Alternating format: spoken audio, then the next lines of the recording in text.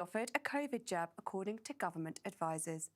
The Joint Committee on Vaccination and Immunisation have approved the Pfizer vaccine for vulnerable 5 to 11-year-olds. The key thing is that it's a Pfizer-BioNTech vaccine, which has 30 micrograms in the adult dose and 10 in the paediatric dose. So it's a third, the children's dose is a third of the strength of the adult dose. The risk of hospitalisation from Omicron is 2/3 lower than the Delta variant, according to a small study. The research by University of Edinburgh also found that booster jabs offer substantial protection. Wales have announced tougher restrictions from Boxing Day after a rapid rise in COVID cases. The rule of 6 will be applied to social gatherings and face coverings will be required in hospitality settings. Limit the number of people visiting your home. Secondly, if you are visiting or if people are visiting you, take a lateral flow test before that takes place. If you have to meet indoors, do everything you can to make sure that it is well ventilated.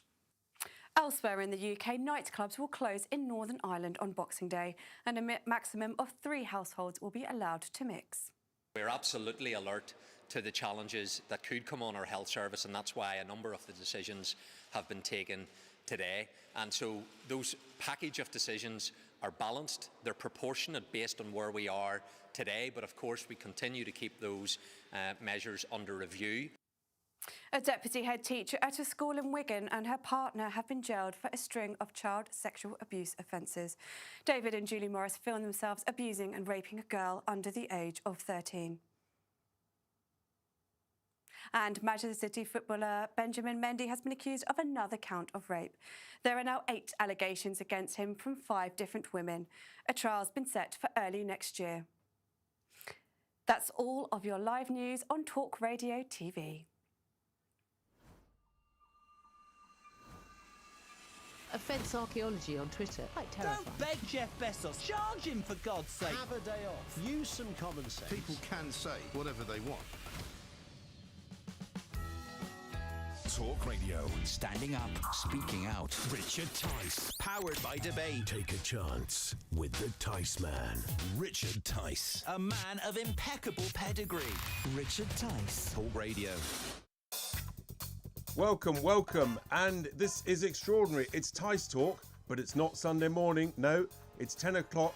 It is Wednesday the 22nd, and I've got the great honour, the huge honour, to be standing in for James Whale for the next 2 nights. We've got an extraordinary, action-packed show, 3 hours long, because it's been another full-on few days in the UK and all over the world, as more and more restrictions have been imposed on our lives.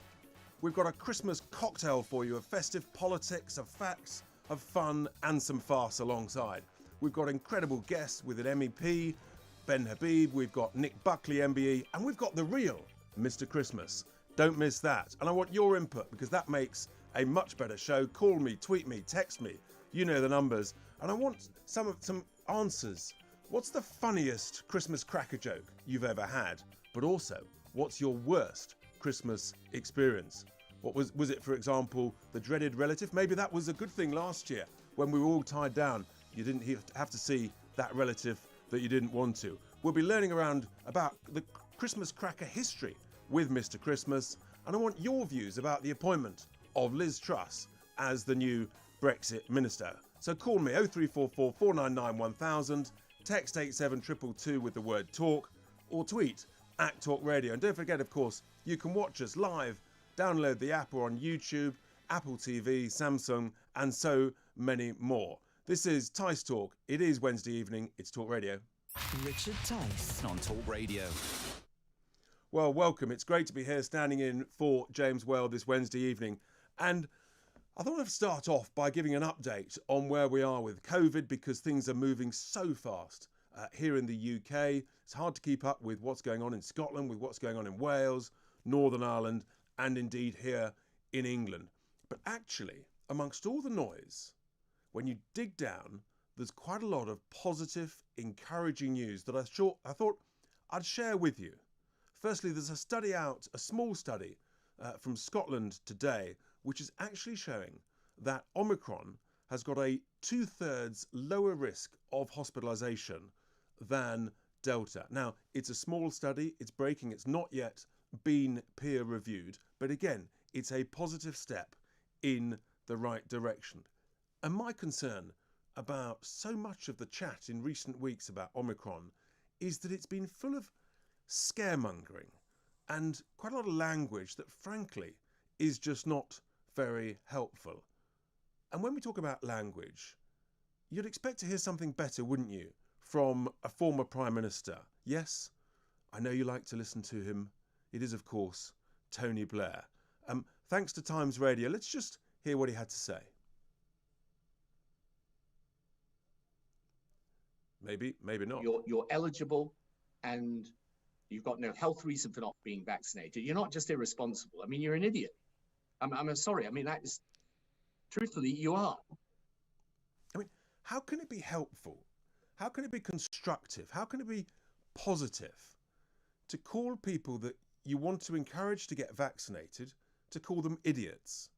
It's a bit like calling them selfish. I don't think it's going to motivate people.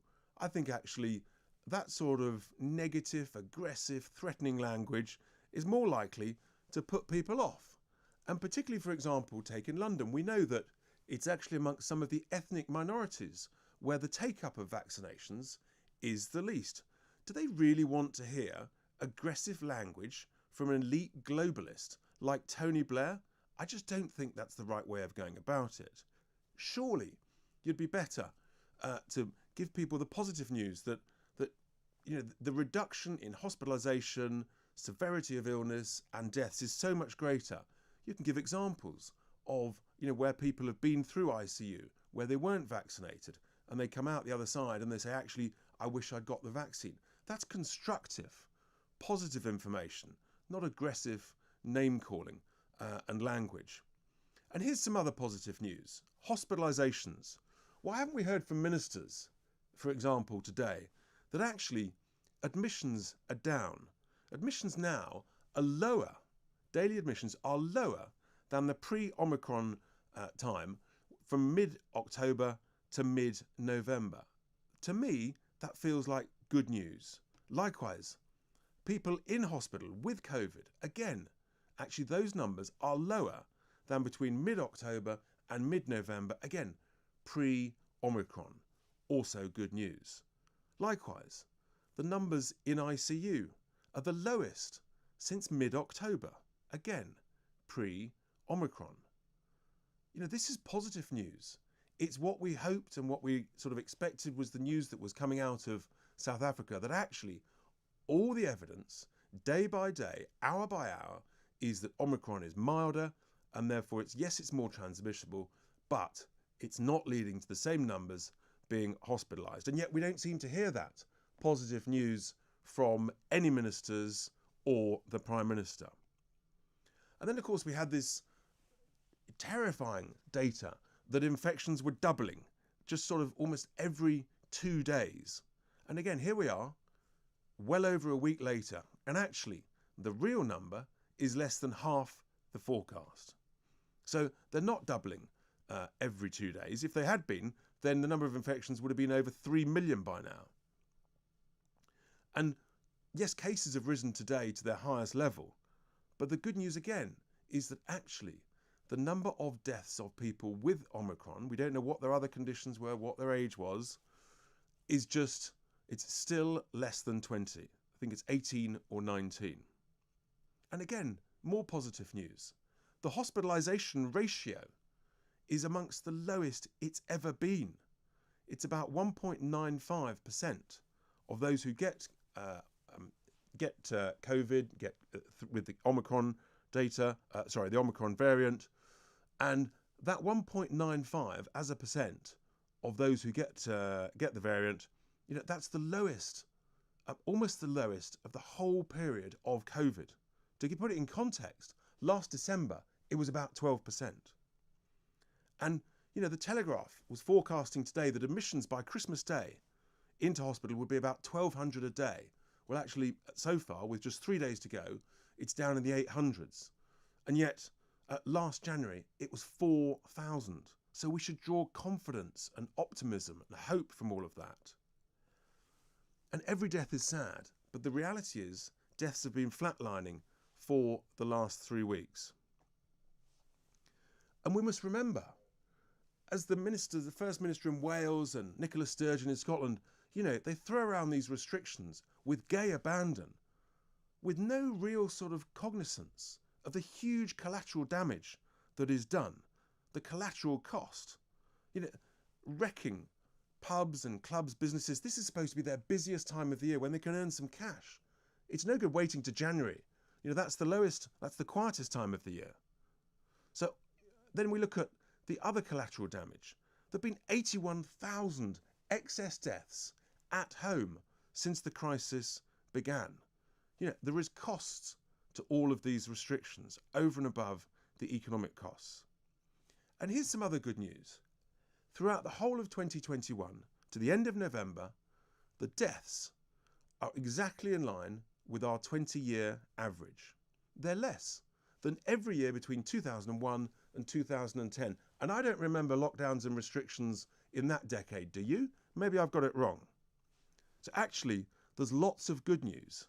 And I really think that it's up to our leaders, the ministers and the Prime Minister, to be coming on now and telling us about this positive news. Coming up after the break, we're going to be talking to Ben Habib about Liz Truss, the newly appointed Brexit minister. Is it the right appointment? I asked you on Sunday, and of all the calls we had, I don't think anybody suggested it would be Liz Truss. We'll be talking to Ben Habib about that. This is Tice Talk on Wednesday evening. It's Talk Radio. Talk Radio. A pig in a blanket of common sense. Listen on the app and watch it live on your smart TV. It's a common sense Christmas on Talk Radio. Hello, I'm Julia Hartley-Brewer and I wanted to wish you a very Merry Christmas. Let's face it, it can't be any worse than last year's. Can it? At least I hope not. I hope you're having lots of festive fun with your family, your friends around the Christmas tree, and you've got turkey and all the trimmings. Yes, even those pigs in blankets that apparently were supposed to be so hard to come by. Well, in the new year, who knows what's coming, but at least you know we'll be by your side here at Talk Radio. So enjoy the fun, have a glass of fizz for me, have a great Christmas. We'll be with you in the new year. Don't forget to keep watching and listening. This is Talk Radio. Offence archaeology on Twitter. Quite terrifying. Don't beg Jeff Bezos. Charge him, for God's sake. Have a day off. Use some common sense. People can say whatever they want.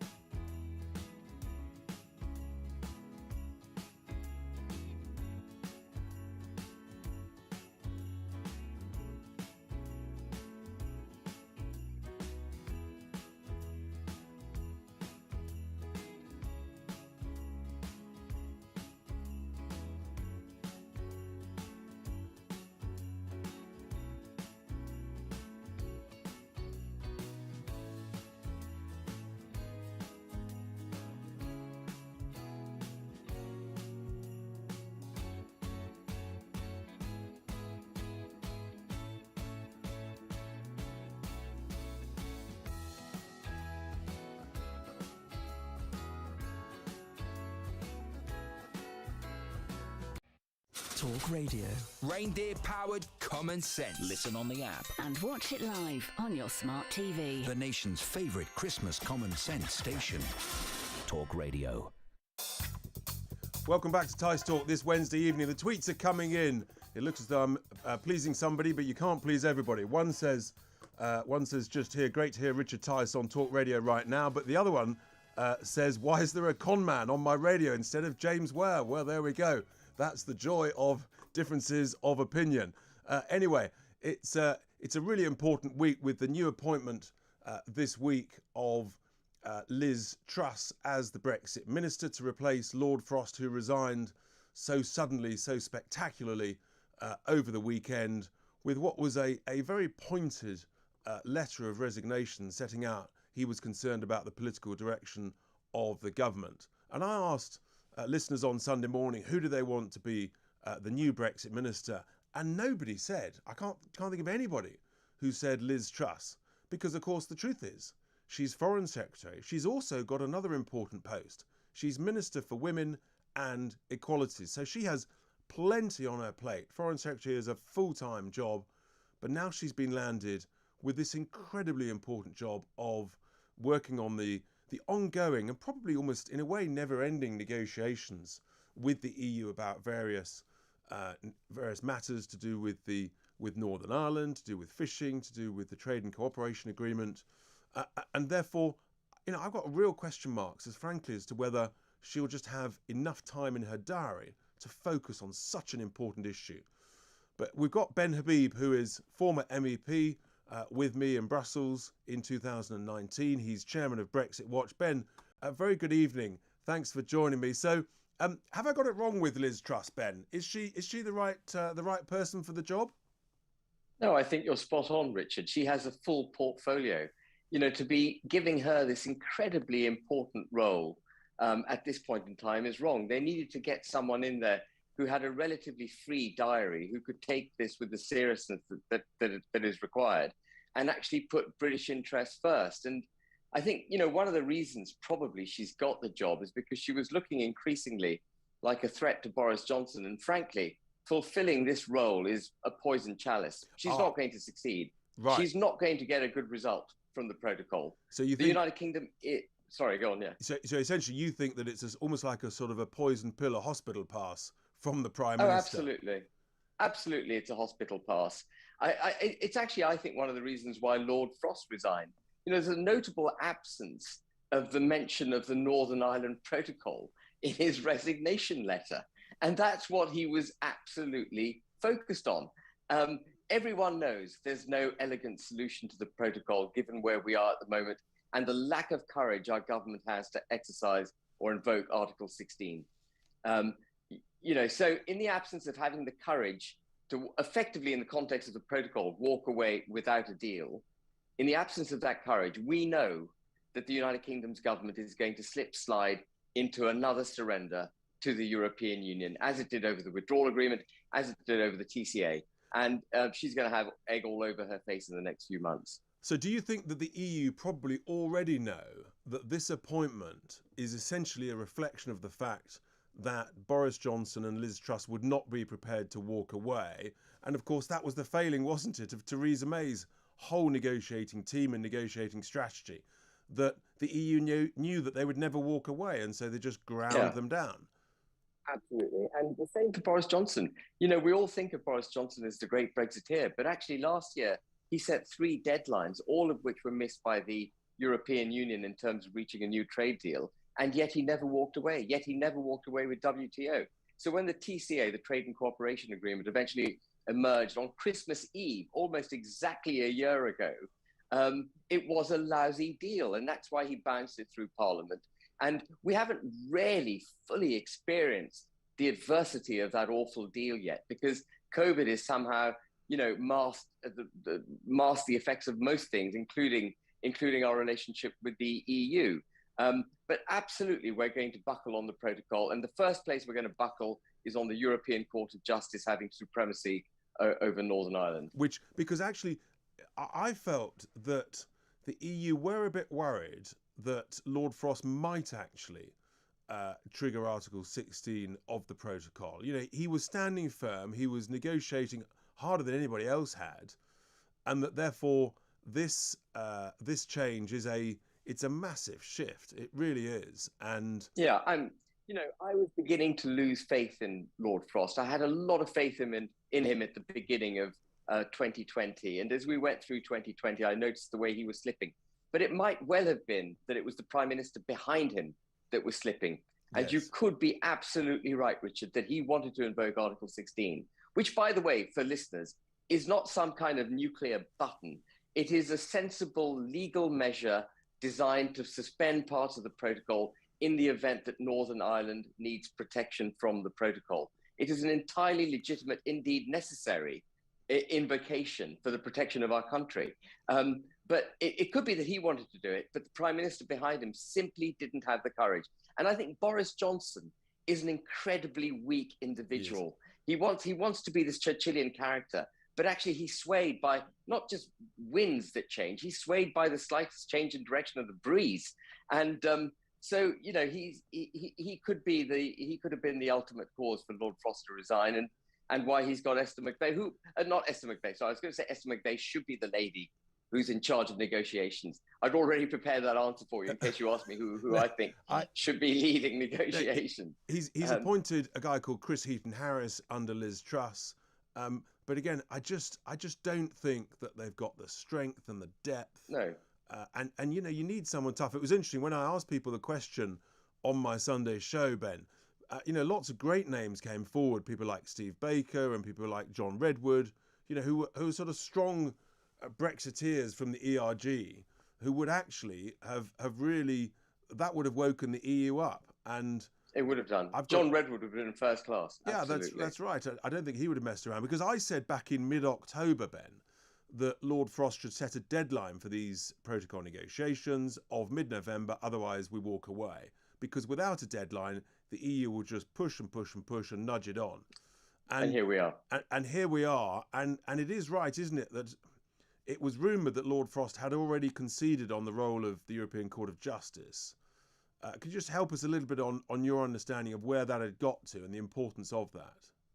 Well, it's an absolutely vital aspect of the protocol that had to be unpicked. Think of it this way. It's like two parties entering into a contract where one party has the sole rights to interpret the provisions of the agreement.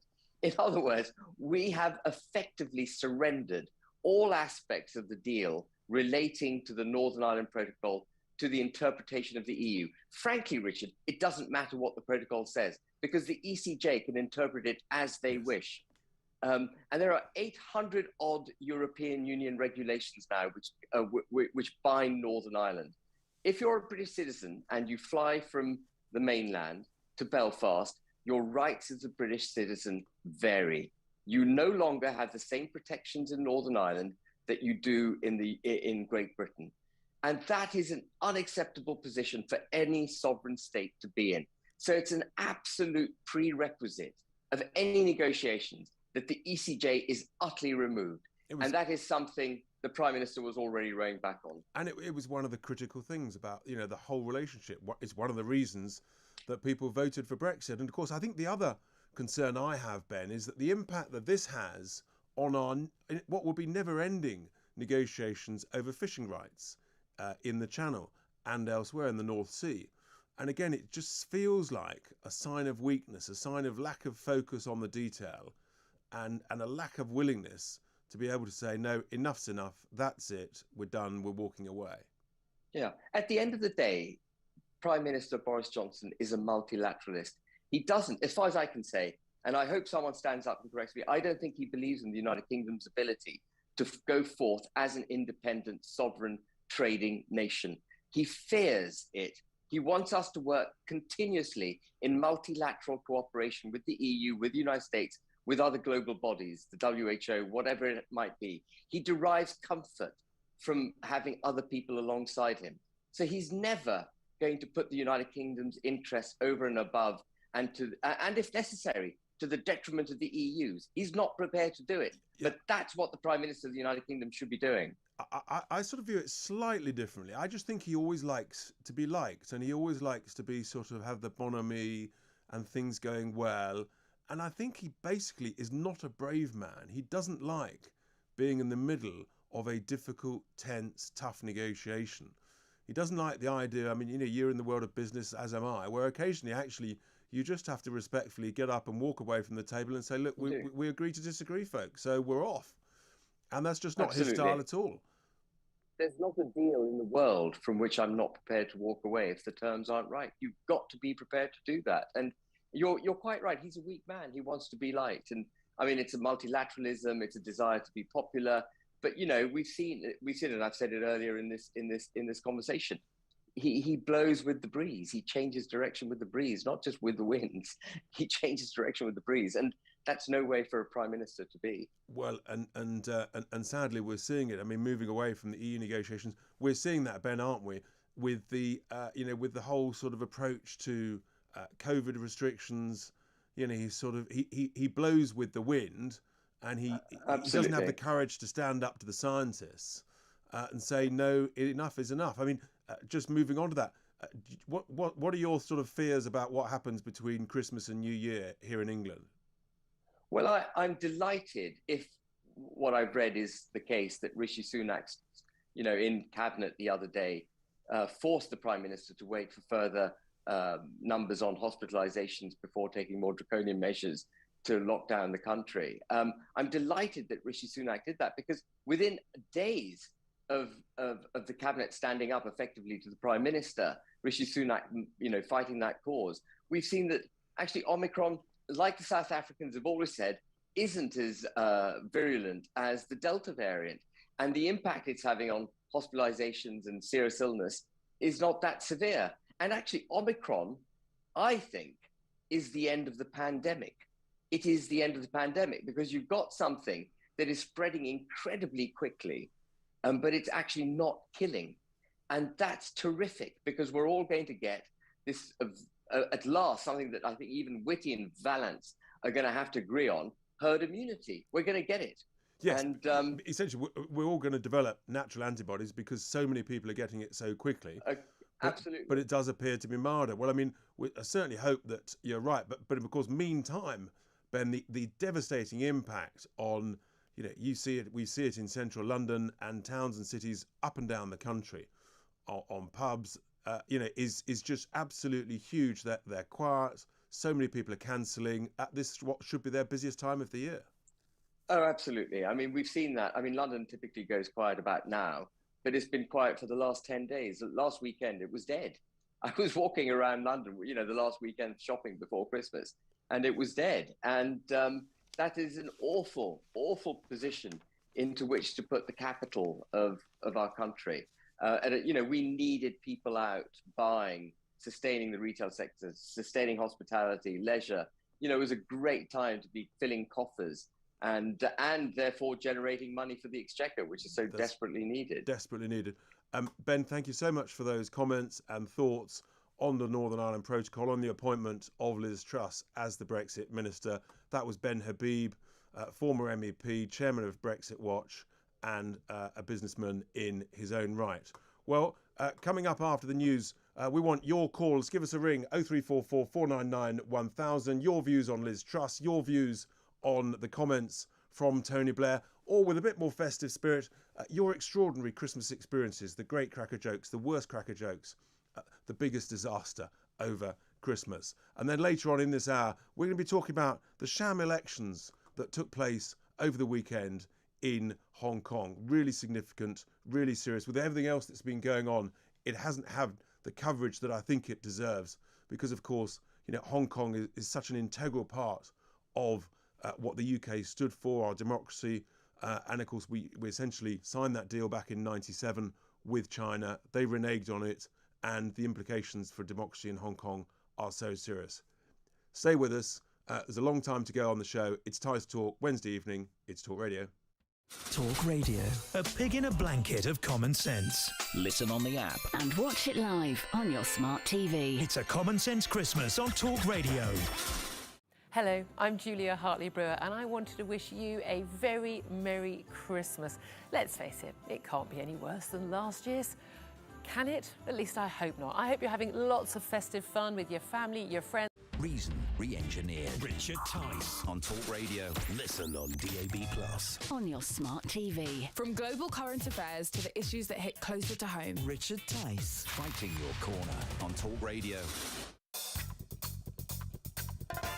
Welcome back to Tice Talk. Well, moving over to America today and this evening, some extraordinary events related to COVID have taken place and been discovered in recent days. Because some of you, or all of you, will have heard of what was called the Great Barrington Declaration, which has now been signed by almost 1 million signatories.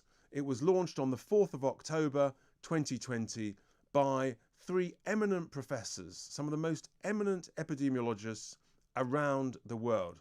Professor Sunetra Gupta from Oxford University, Jay Bhattacharya from Stanford University, and Dr. Martin Kulldorff from Harvard University. And they put forward this Great Barrington Declaration, which essentially was suggesting that we needed to protect the vulnerable, protect the elderly, but actually, as was what was the original World Health Organization advice, the rest of us should try to get on with our lives. And within literally 4 days, I mean, I remember this because I was sort of doing some live media rounds within just a week or two. And I tried to talk about the Great Barrington Declaration on other broadcast channels, and I was literally cut off. Well, we can't talk about that. Well, we discovered that 4 days after the launch of the Great Barrington Declaration, Francis Collins wrote to the chief medical advisor to what was then President Trump, now chief medical advisor to President Biden, wrote to Dr. Anthony Fauci. And he wrote an extraordinary email which said that he was essentially working to discredit these three individuals. And I just thought I'd read you this email that's just been discovered. And it said, from Francis Collins, who's the director of the NIH over there, he says, this proposal from three fringe epidemiologists who met with the secretary seems to be getting a lot of attention and even a co-signature from a Nobel Prize winner. There needs to be a quick and devastating published takedown of its premises. I don't see anything like that online. Is it underway? Just repeat that. There needs to be a quick and devastating published takedown of what Francis Collins described as three fringe epidemiologists. I mean, seriously? These are some of the greatest experts around the world. You know, this is what's gone on. And I just think it's good news that this has been discovered, it's been disclosed, it's come to the surface, it's come to light now. But you do wonder about the attempts to discredit anybody who wasn't part of the establishment line of thinking. And it was at a similar time that the then Health Secretary here in the UK, one Matt Hancock, he also essentially tried to discredit and talk down the authors of the Great Barrington Declaration. I remember him standing in the House of Commons saying, we don't want to let it rip, and that's their strategy, to let it rip. Well, actually, that wasn't the strategy, but the truth is, Mr. Hancock, you did let it rip, didn't you? Because it ripped straight through the population in January of this year, because we now know that this virus, you know, restrictions will not stop it. It is as simple as that. And I'm delighted to be joined now from the US by Sebastian Gorka, who is on the line just to talk about this and the implications, because, you know, if this was in the UK, it would be very serious, almost defamatory. Sebastian, a very good afternoon to you, or evening here in the UK. Thanks for being with us. What do you make of this revelation? I mean, is it making much news in the US? What's the sense of it? Sadly, it isn't, Richard, and thanks for having me. And it is embarrassing again and again and again how many stories relating to US topics and issues are broken by the British Daily Mail, like this one. It is proof positive of who this man is. Fauci is a bureaucrat who is interested in power, not in science. He actually said a week ago, and I've used this clip on my daily radio show multiple times, he said, when you criticize me, you're attacking science. He has now nominated himself as the god of science that must not be criticized. And if you dare go against him, like these brave actual epidemiologists, because let's be clear here, Fauci is a bureaucrat. He has run this government agency for 37 years as the director, and he now earns, he earns more money than the American president. He earns $413,000 a year of taxpayer-funded income. And this man is interested in one thing: obey me and do not question me. And now we have the proof. If you dare question him, you will be destroyed. And that's extraordinary. And he then literally later in the same day, an op-ed was written for another organisation refuting the notion that the Great Barrington Declaration was promoting. And essentially, that was the beginning of the takedown. And you know, I find it sort of terrifying that there was just one line of argument, and in a sense here in the UK that's been the same all the way through. We've had one line of acceptable thinking, acceptable establishment approach to how to respond to this virus, and nothing else is essentially allowed to be countenanced or discussed. You get smeared and labelled a denier, a sort of a COVID-idiot, something like that. And this is not good for debate and transparency and democracy in any shape or form, is it? Well, let alone the health of the people who are threatened by this. Never in the history of mankind, ever, with any disease, have we quarantined the healthy. What these real epidemiologists said, look, protect the vulnerable, protect the aged, protect those with comorbidities. That's what the science has said in the past. You don't lock up healthy people and say we're going to flatten the curve in 15 days. We are 300, 400 days into the so-called 15 days. And one last point, which is dangerous for science in general, this concept that there is a consensus. There is no such thing as consensus in science. If there were, we'd still believe the world was flat.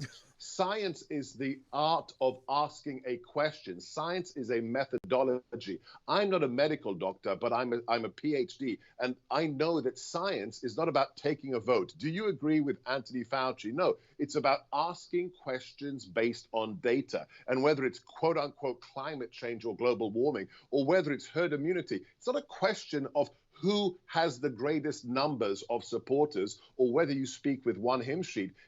Is the data supporting your methodology? If it isn't, you must ask questions. But in the case of Fauci, you must be destroyed. That's right. And he has a track record, doesn't he, of sort of changing his mind on things. I mean, there's footage of him early in the pandemic saying that masks didn't work. And then all of a sudden that all changed. And then masks became absolutely vital. And of course, this is the same guy, Anthony Fauci, who actually organised very quietly funding of research. Guess where? In China, in the Wuhan Institute of Virology, which is now where actually the greatest suspicion really is that's where the virus came from. That it leaked from the laboratory, not from the wet markets. And of course, essentially, his hands are not clean on any of this stuff, are they? But it's not just now, Richard. Go back 30 years when he was still in that position as the director and what he said about AIDS. Fauci said 30 years ago, AIDS can be caught by contacting surfaces if you live in the same household. It's not, just sex and blood. It is actually contact transmissible. He was pilloried in the scientific literature. He was destroyed. What happens 30 years later? Do you remember the beginning of the outbreak? We heard the same thing. Oh, on the underground, maybe it is lingering for 24 hours on the handrails, maybe 72 hours. He did it again, utterly bogus. And on Sunday, we had an event here called America Fest, where a journalist from Fox News said, on the Wuhan question, this man must be challenged. Take out your iPhone, ask him in public, hey, why did you spend millions of taxpayer dollars funding the only military bioweapons defense lab in communist China? What did Fauci say the day after? This journalist must be fired. Since when do bureaucrats get to fire journalists? My parents lived in a communist nation that they escaped. That's what you do in Stalinist regimes, not in free republics like America. It is an utter outrage. And the last point is, nobody elected Fauci. Not one American elected him. And where's the accountability with him? Because, we read so much about this. I mean, 37 years in one job. I mean, that's just extraordinary. Is he an autocratic dictator of the whole of the medical bureaucracy in the States? I mean, where's the accountability? Where's the performance metrics about how he's doing? He may as well be. On my daily radio show, I've come to call him the little Fauci, the fascist. This is why we elected my old boss, Donald Trump, because we do have a swamp. I've seen it myself when I worked in the White House. We have people who've never been elected who think, oh, presidents come and go, but I get to decide policy, whether it's about China, whether it's about health, whether it's about immigration. This is why we had Brexit. This is why we had Trump, because people on both sides of the aisle said, enough is enough. We've had enough with these people who, as you said, are utterly unaccountable, Richard. Well, Sebastian, you're so right. Thank you very much for those thoughts. I think this story, again, could run and run. We'll keep a close eye on it. That was Sebastian Gorka, former advisor to President Trump in the US, talking about Anthony Fauci and this essential attempt to discredit some of the finest professors, epidemiologists across the world in great academic institutions. Give us a call with your views on Liz Truss, your views on what Ben Habib was saying about Northern Ireland, your views on Tony Blair and how nice he's been or not to the unvaccinated. 0344 499 1000. It's Tice Talk. It's Talk Radio.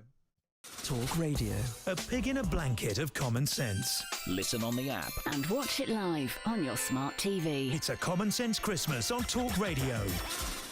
Hello, I'm Julia Hartley-Brewer and I wanted to wish you a very Merry Christmas.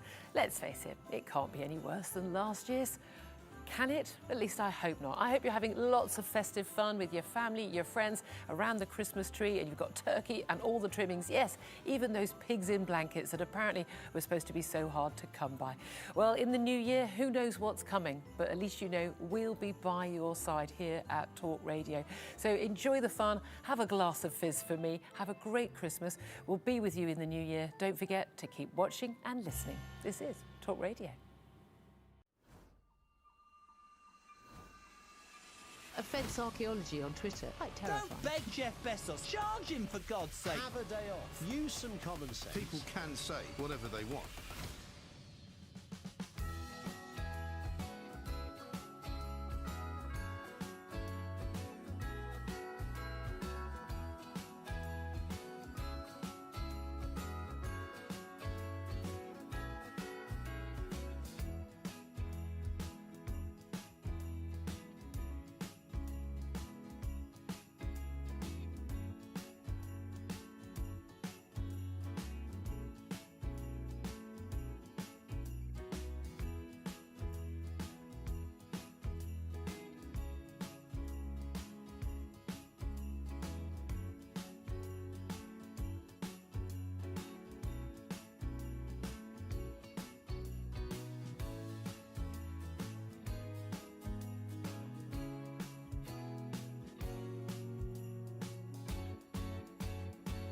Talk Radio. The tiny Tim of common sense. Listen on the app. Watch live on your smart TV. Can you hear the pudding singing in the copper, Father? It's a common sense Christmas on Talk Radio.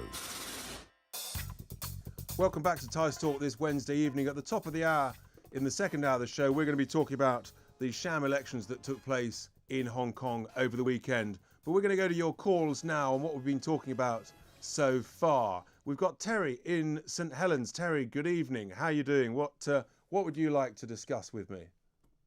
Hi, Richard. I was listening to you about the Northern Ireland protocols and the us leaving the EU and the problems that's been left behind and evoking Article 16.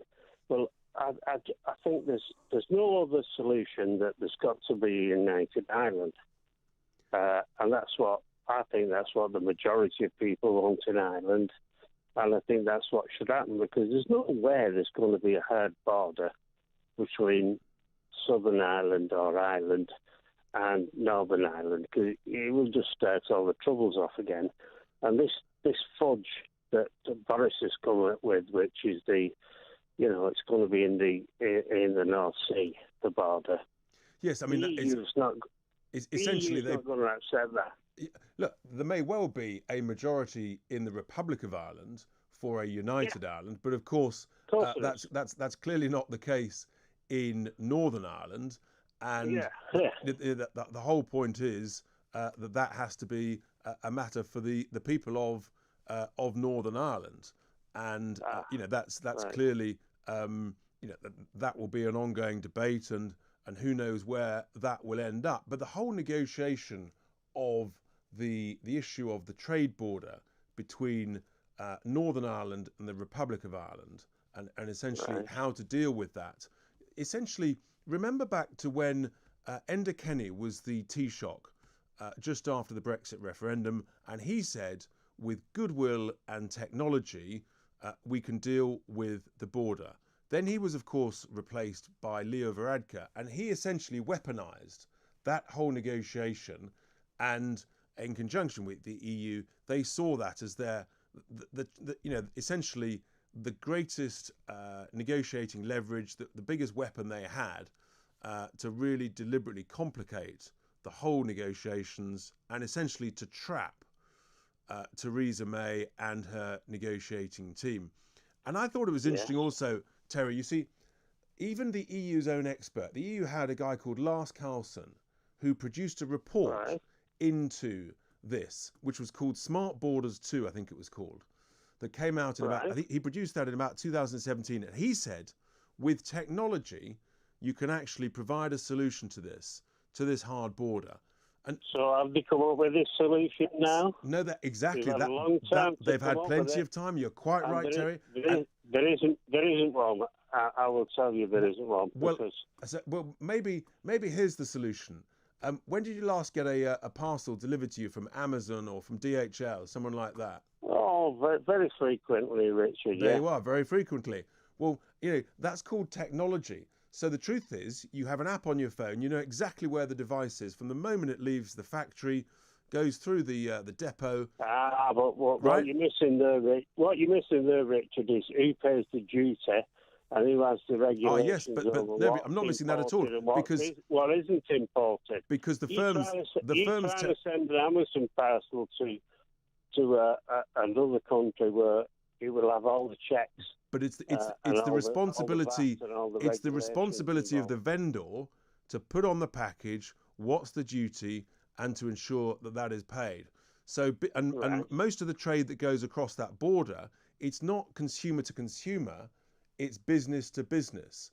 And so the businesses have the responsibility between themselves of organising any customs payable, and that's how it works. Right, okay. So but this was deliberately avoided by the EU because they didn't want a solution. It's the last thing in the world they wanted, and they got their way, and that's why we're in the pickle we're in.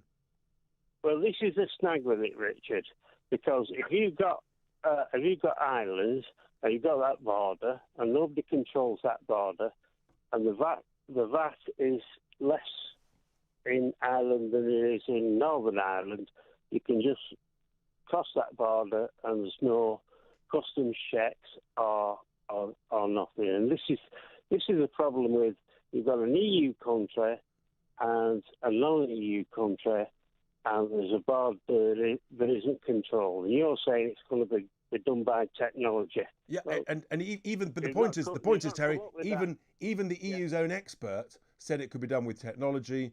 But the EU deliberately overruled him because they didn't want to make the UK to have a successful Brexit. Terry, I've got to go to another caller. Thank you very much for those thoughts. I think many would disagree with you, but that's what debate and discussion in a courteous way is all about. Mark in Liverpool, good evening. What would you like to say? Hello, Richard. You all right, lad? I'm good. Where are you? Richard. Have you got some thoughts on Tony Blair for us? Yeah, they have. Listen, Richard, I'm going to get stuck in shit a bit now. Are you ready? I'm ready. Go for it. It's a family show, even at this time of night. All right, brother. Let's have it. Listen, have you had your jabs? I'm double jabbed, and I'm not going to give a running commentary of how many boosters I've had, but you know. Rich, you don't want to run the commentary. You just wanted to know that fact. I wish you'd have asked your best mate Sebastian. And I want to say one more thing about Sebastian. That's why you'll never do a thing in this country while you give people like that the respect you give them. No good, mate. You're better than that, Richard. You're a lot better than that, man. Anyway, talk about phobias. You know what the biggest phobias in the land is? It's a fear of needles. And you know what? Hang on, Mark. You've got a fear of needles or what? No, I haven't got a fear of needles, no. I'm saying one of the biggest phobias in the country is a fear of needles. Well, 125 million jabs later, I think... 125 million jabs later, I think people have got over that fear of needles, haven't they? Oh, no, they haven't. Richard, they haven't. I haven't heard one person come on here and say, do you know what, Richard? Do you know what, James? Do you know what, Kevin? I'm scared of needles. Not one single person. Now let's get on to Tony Blair, the greatest Prime Minister we ever had. You know that. You know that as well as I do. All right, let's not get into it. Just say that again. The greatest Prime Minister we've ever had. Yeah, of course he is. Okay, so let's just give me one. Give me a couple of things, a couple of his legacies that we all pride and treasure now. Yeah, I'll tell you the problem. Our high streets, all our businesses that opened up, and all the shops that opened up on our high streets that weren't there before, that haven't been there ever since he's gone. The high streets, but the high streets were there before Tony Blair, and they're there after Tony Blair. No, Richard, you hear me? They've all gone. They weren't there before, and they've gone since. No one invested in small businesses like Tony Blair. All our butchers and all our chandlers and all our shops have all gone. They were only here because Blair put the money back into the project. And that's a fact of the matter, Richard. Oh, you might want to see that, mate, but it's a fact. Well, it's certainly a fact that lots of high streets now have been blighted. But that's got nothing to do with Tony Blair. That's because basically two things. One, business rates have been increased to too high levels to fund councils. And two, more importantly, technology. Again, I was talking about it just a bit earlier on the previous call with Terry there. But the reality is technology, Amazon, online deliveries, it's too expensive to have shops on the high street. It's much cheaper to get it delivered from an industrial unit around the back of the town. That's what's killing the high street. It's got nothing to do, in my view, Mark, with Tony Blair. Come on, you've got to try better than that. What else? What other success story has Tony Blair done? Well, I thought that might have been big enough. No, that doesn't cut it. You've got to do better than that, Mark. Come on. Okay, let's get into that. We know it's a big mistake. We know it's the big error in everything that'll ever be done again. Well, he lied to the nation, didn't he? Yeah, it was made. It was terrible. So that's a big negative. You're still way behind now. Come on, give me a positive. I'm not way behind. I'm just putting arguments to bed. It's a recurring arguments, and I'm just putting it to bed. I'll give you. For me, actually, Mark. In fairness, I think Tony Blair's greatest legacy actually is in the world of education. He created academies. I was very involved in some of the early academies, and I worked with Andrew Adonis on academies. And I think actually that, in terms of improving primary and secondary education, particularly in disadvantaged areas, without doubt, to me, Mark, was his greatest legacy, and thousands of children are grateful to him for that, or they should be. Thank you, Mark. We've got Adam in Nottingham. Good evening. Good evening, Richard. How are you? I'm good. Are you going to talk about Tony Blair's legacies or something else? Well, I certainly wouldn't like to see Tony Blair back on the scene, Richard, because I think he's damaged goods. But I also think he's a very unsavoury character. Right. And what did you think of his comments today, calling the unvaccinated idiots? Well, I've had 2 vaccinations, Richard, but I would be a little bit, sceptical about having a third, because I had COVID last December.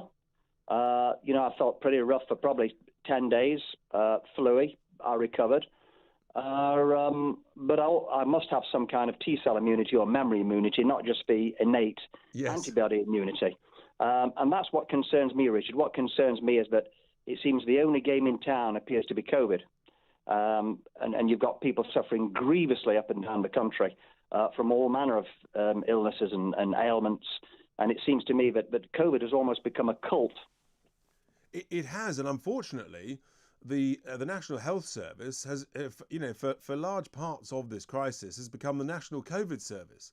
I quoted a statistic earlier in the show, Adam, that some 81,000 people, excess deaths over the 5-year average, who've died at home from other things apart from COVID. And that's what I call the collateral damage of turning the NHS into the National COVID Service. Is that what you feel you've seen? This is what I feel, Richard, and I think if you look at the money that's been spent, £400 billion is an absolutely astronomical sum of money. It seems to me that there's no money for a decent social care package, although what's been proposed is better than what Theresa May put forward. But it seems to me when governments really want to, they can find absolutely staggering sums of money. But they can't find it for things that we all want and all need. It is shocking, and of course we know that so much of that money has not been well spent. Some of it was well spent. Track and trace, 40 billion. It's mind-boggling, absolutely mind-boggling. I mean, some people have made a huge amount of money out of track and trace, and we're still testing 1.5 million people a day. And so people are still making huge sums out of this. And that's what concerns me, Adam, is when you don't understand something, follow the money. Exactly. And I don't mean to sound conspiratorial, Richard, because I have had 2 vaccinations. Although I have to admit, I am loath to have a third. I mean, I've been very, uneasy about having a third. But from the point of view of Big Pharma, the longer they can keep this going, the more money that they're going to make ultimately. Without question. Adam, thank you very much for those thoughts. There's no doubt that Big Pharma is making huge sums in both testing and vaccinating through this crisis, and in a sense, the longer it goes on, the more that suits some of them. Look, coming up into the second hour, we're going to be talking about the sham elections in Hong Kong. Keep the calls coming in, keep the tweets coming in. It's Wednesday evening, it's Tice Talk, it's Talk Radio. Talk Radio, a pig in a blanket of common sense. Listen on the app. And watch it live on your smart TV. It's a Common Sense Christmas on Talk Radio. Hello, I'm Julia Hartley-Brewer and I wanted to wish you a very Merry Christmas. Let's face it can't be any worse than last year's. Can it? At least I hope not. I hope you're having lots of festive fun with your family, your friends, around the Christmas tree, and you've got turkey and all the trimmings. Yes, even those pigs in blankets that apparently were supposed to be so hard to come by. Well, in the new year, who knows what's coming, but at least you know we'll be by your side here at Talk Radio. So enjoy the fun, have a glass of fizz for me, have a great Christmas. We'll be with you in the new year. Don't forget to keep watching and listening. This is Talk Radio. Offence archaeology on Twitter. Quite terrifying. Don't beg Jeff Bezos. Charge him, for God's sake. Have a day off. Use some common sense. People can say whatever they want.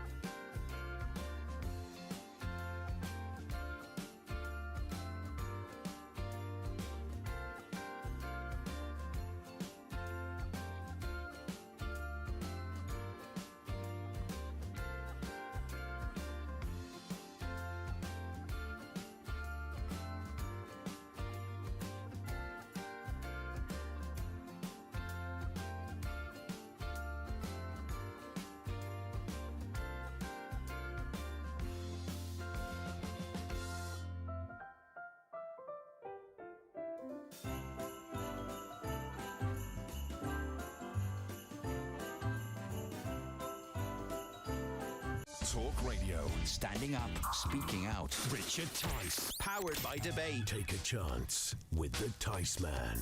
Richard Tice. A man of impeccable pedigree. Richard Tice. Talk Radio. Welcome back to the second hour of Tice Talk here on Wednesday evening. We've got the tweets coming in, keep them coming, and the calls. One here about the EU discussion, who says, I think the EU are wanting to drag this out, hoping that Labour win the next election, as the EU know they would take us back in. That's from Linda. Interesting thought process. I'm not sure I agree. Joanne's enjoying the show, which is great. It's fair to say that a lot of people don't agree with Mark in Liverpool. They don't agree that Tony Blair was responsible for the success of the High Street whatsoever. Anyway, keep them coming, but keep it clean. Now, we're going to head over to Asia because last weekend there were some important elections in Hong Kong. And of course, we all know that last year, the Chinese communist regime, they imposed a new national security law on Hong Kong, which had significant impact on democracy and free speech and liberty in Hong Kong. And these elections were originally due last year, but they got obviously deferred because of COVID. And the total number of seats that were up for election used to be 70. And you can see what's happened here because Beijing, they played a very clever game. They increased the number of seats from 70 to 90, but they reduced the number of actual directly elected seats, constituencies, from 35 to just 20. So directly elected seats, which were 50% of all seats, were then reduced to 20 of 90. Therefore, essentially just over 20%. So you can see that actually democracy had been dramatically damaged and was becoming a bit of a sham. And worse than that, by mid-2021, almost all of the leading pro-democracy legislators and activists had been arrested, forced to exile, or imprisoned. And many major pro-democracy organisations had also been disbanded under huge pressure. And essentially, there was like a vetting process, as I understand, on the candidates for these elections. So unless you were basically pro-Beijing, you couldn't even get on the candidates list anyway. And this is what's going on in Hong Kong under the Beijing regime. I'm delighted to be joined now by Ross Feingold, who's a political risk analyst specialising in Asia. Ross, a very good evening to you. Thanks for joining us. So these elections, nominally, they've taken place. But I understand the turnout was the lowest ever at just 30%. I mean, what are the implications for Hong Kong from all of this, Ross? Good morning from Taiwan. Thanks for having me. It's an important question, and I know it's of great interest to people in the United Kingdom.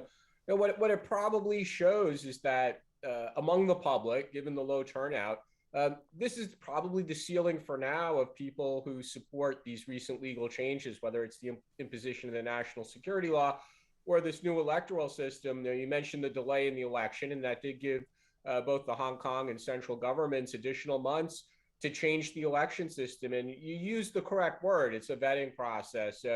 All of the 90 newly elected legislative council members do go through that vetting process, no matter from which track they are selected to be in the legislative council. And people vote with their feet. Either they don't show up to vote, or in many cases, people have left Hong Kong.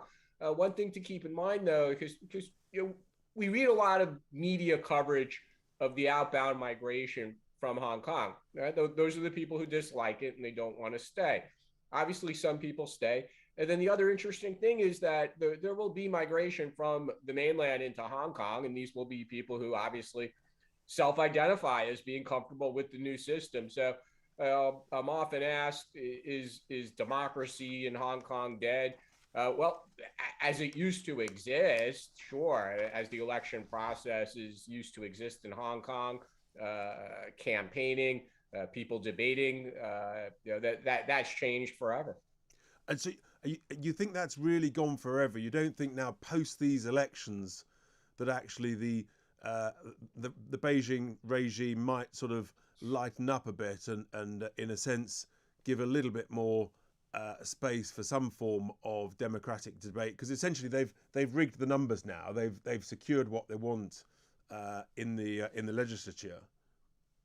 Well, again, the vetting process will eliminate a certain element of debate because people who want to talk about, let's go back 6 or 10 years. There were several rounds of public consultations on direct elections, changing the election system in Hong Kong, both for the Legislative Council as well as for the Chief Executive. You can't argue with the government anymore on these types of issues because there's a new system. So no one is going to be able to campaign for the Legislative Council in a future election saying my campaign platform is to have a one person, one vote for every seat directly elected in the Legislative Council. You're not going to get through the vetting process. And you can't go out and have a street demonstration arguing for that anymore. So that element of electoral politics, of democracy is clearly gone forever. What we don't know and is worth watching is within a certain space, will there be public debate? For example, housing costs, long-running problem, matter of public discussion in Hong Kong. Cost of education, childcare, medical care, those usual issues. What will be the space for debate?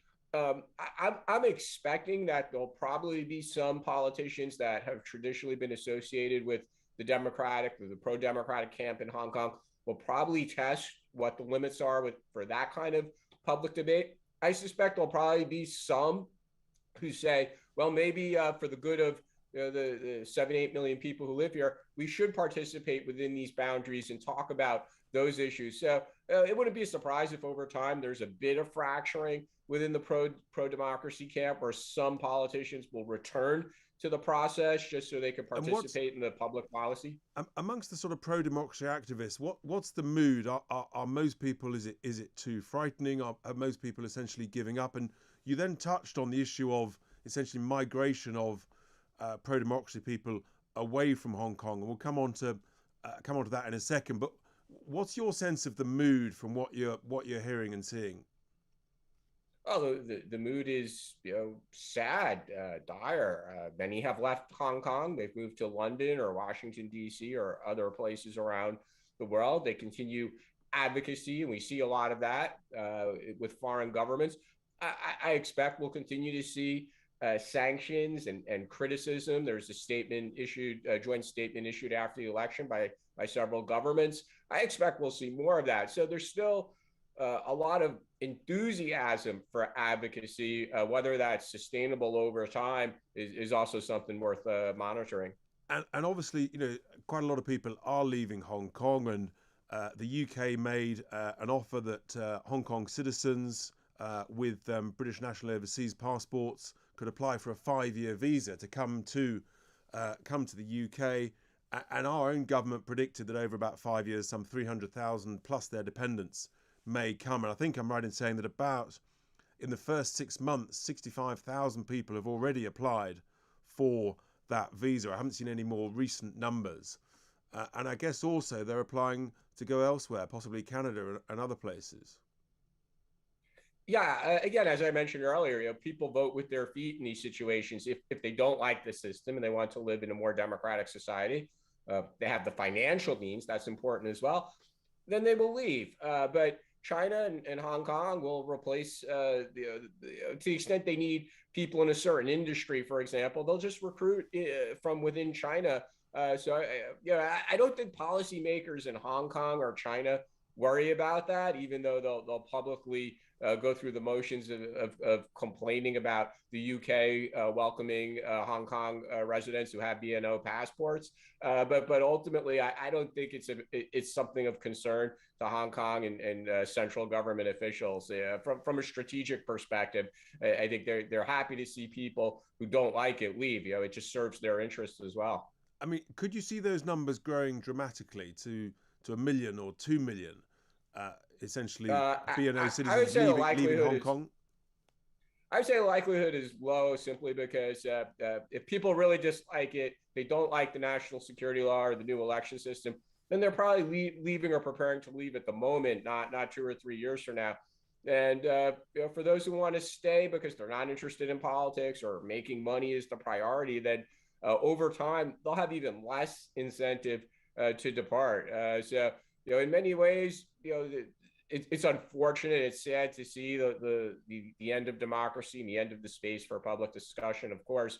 But it does serve the interest of the government in Beijing to change things in this fashion. So your view is that Beijing's not worried about a competitive threat, whether it's from where you are in Taiwan or whether it's from Singapore or Kuala Lumpur, replacing Hong Kong to a degree in Asia?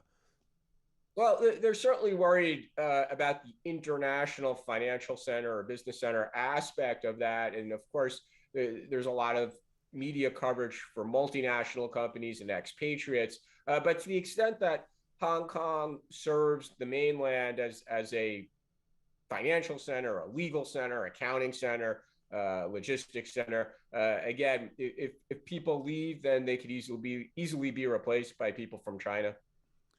Interesting. So your view is then they're not too worried about that competitive threat. I mean, I don't think they are. Yeah. No. Clearly, for the UK, it's incredibly significant because we had such, long-standing historic ties.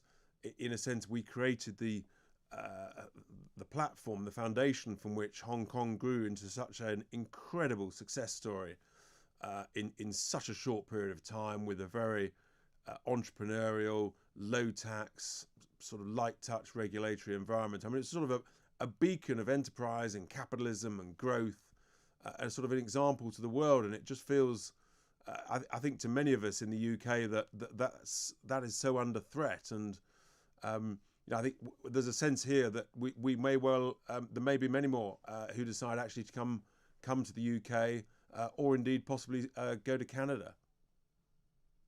Canada, Australia, the United States, along with the UK, these are all popular destinations, and that's why we've seen that number, that you cited, 65,000. But whether it's going to be sustainable or increase over time, again, I think the people who want to leave have probably prepared to do so already, and I would expect those numbers over time not to be sustainable. Another thing to watch, and this is definitely going to be of interest to people in the UK, whether the NGO community, activists, UK government, is how does the Hong Kong government and the central government approach people who've left? Are they going to freeze or eliminate the Hong Kong residency, deny them certain benefits, deny them the opportunity to return? This is a very interesting political question. It's a tool that they have as well to use. They haven't fully used it yet, but I would expect it's something that the Hong Kong government might look at in the future, along with possibly, you mentioned the free market ethos that's existed, but would they start to tax the worldwide income of Hong Kong residents who've established residency in another country? That's a whole different ballgame. These are all things that they still have in their toolbox and are definitely worth monitoring. For sure. Ross, that's brilliant. A fantastic heads up on the mood in Hong Kong, the reality that essentially following those elections, real democracy has essentially gone, is finished, and there's no prospect of it coming back, and therefore, a significant number of people looking to move elsewhere. That was Ross Feingold, political risk analyst based in Taiwan, with his thoughts on that. Thank you very much, Ross. Keep the calls coming. We've got a switchboard fairly busy. Keep the tweets coming in. Joanne here's enjoying the show, as is someone else for their freedom. One or two people with some quite spicy comments about Sebastian Gorka. Anyway, keep those thoughts coming in. It's at the bottom of the hour. We're going to be going to talk to Nick Buckley about homeless. This sort of crucial time for Christmas when it's cold and things. He's very experienced in that. That's later in this hour. You're listening to Tice Talk. It is, of course, Talk Radio. Talk Radio, a pig in a blanket of common sense. Listen on the app. And watch it live on your smart TV. It's a Common Sense Christmas on Talk Radio. Hello, I'm Julia Hartley-Brewer, and I wanted to wish you a very Merry Christmas. Let's face it, it can't be any worse than last year's. Can it? At least I hope not. I hope you're having lots of festive fun with your family, your friends, around the Christmas tree, and you've got turkey and all the trimmings. Yes, even those pigs in blankets that apparently were supposed to be so hard to come by. Well, in the new year, who knows what's coming? But at least you know we'll be by your side here at Talk Radio. So enjoy the fun, have a glass of fizz for me, have a great Christmas. We'll be with you in the new year. Don't forget to keep watching and listening. This is Talk Radio. Offence archaeology on Twitter. Quite terrifying. Don't beg Jeff Bezos. Charge him, for God's sake. Have a day off. Use some common sense. People can say whatever they want.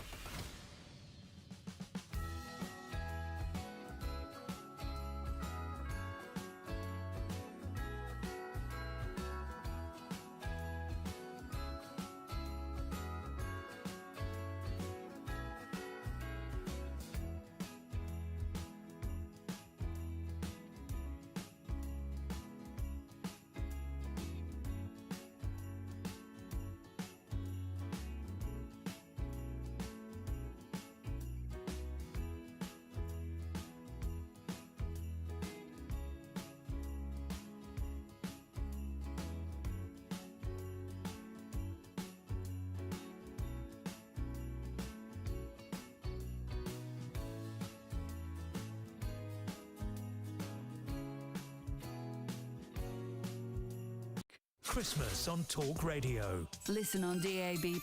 Watch it live on your smart TV. The Dangerous Sprouts of St Stephen's. It's a common sense Christmas on Talk Radio. Welcome back to Tice Talk this Wednesday evening, and we've had a lively discussion and we've got some calls, but just in here, we've got an extraordinary thing. The Director General of the World Health Organization, Tedros Ghebreyesus himself, has insisted that the priority must remain to get vaccines to vulnerable people all over the world, as opposed to boosting people. And the quote here is extraordinary. No country can boost its way out of the pandemic.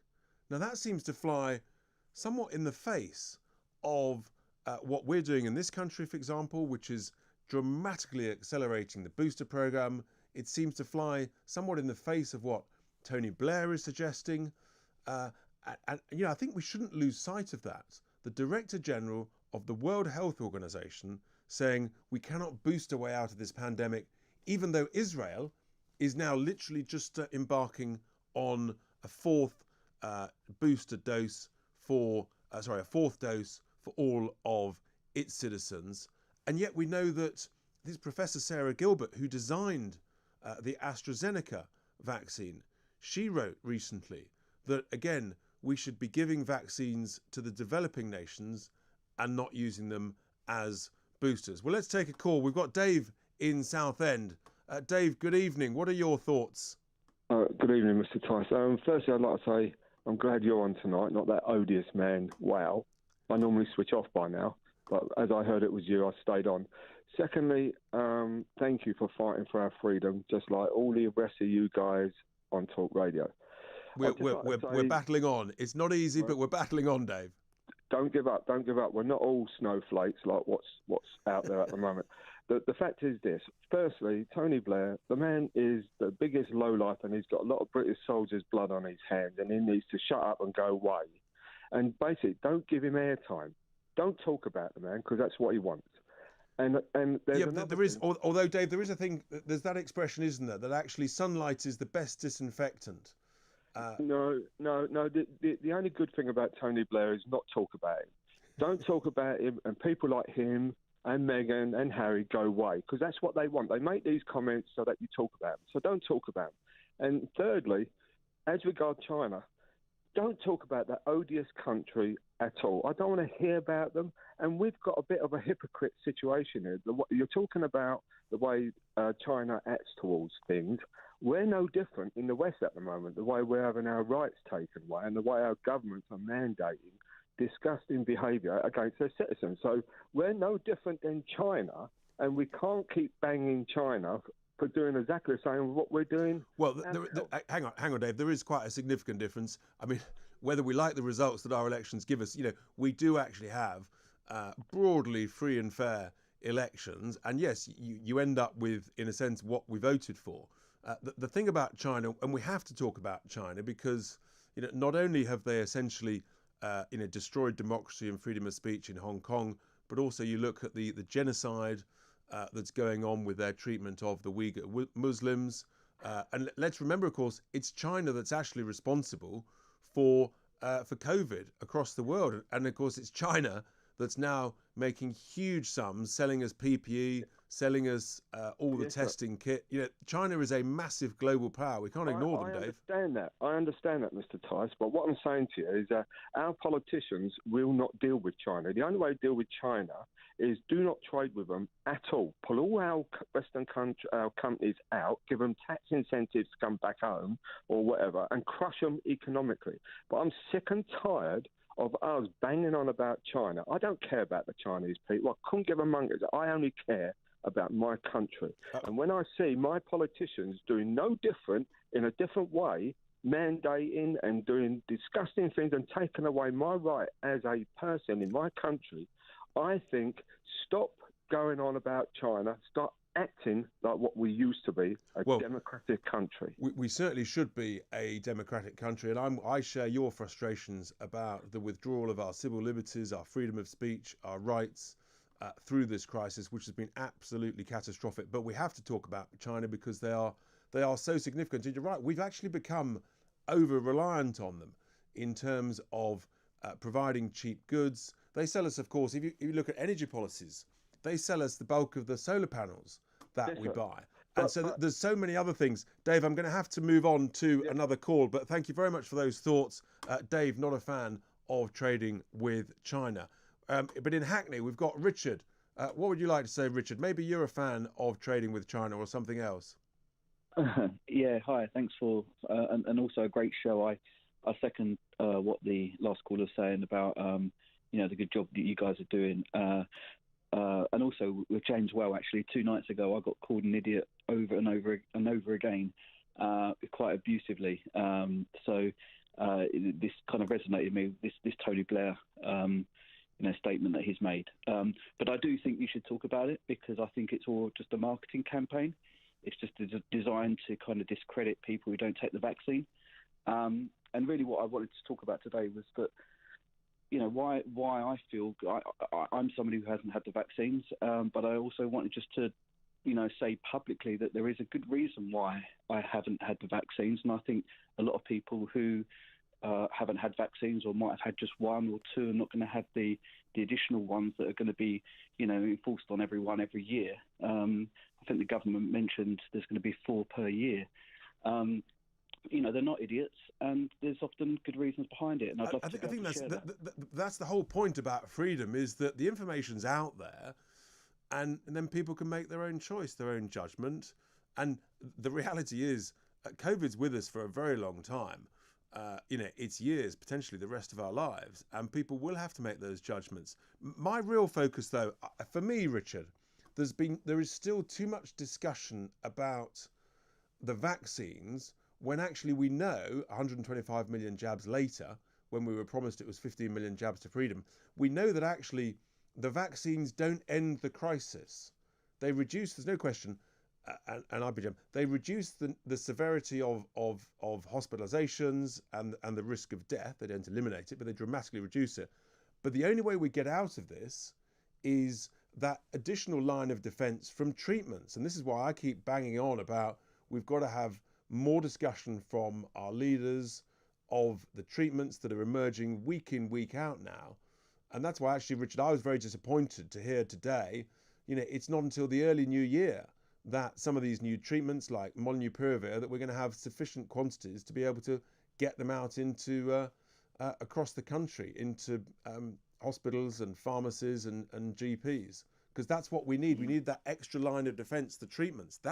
That's ultimately what will end this.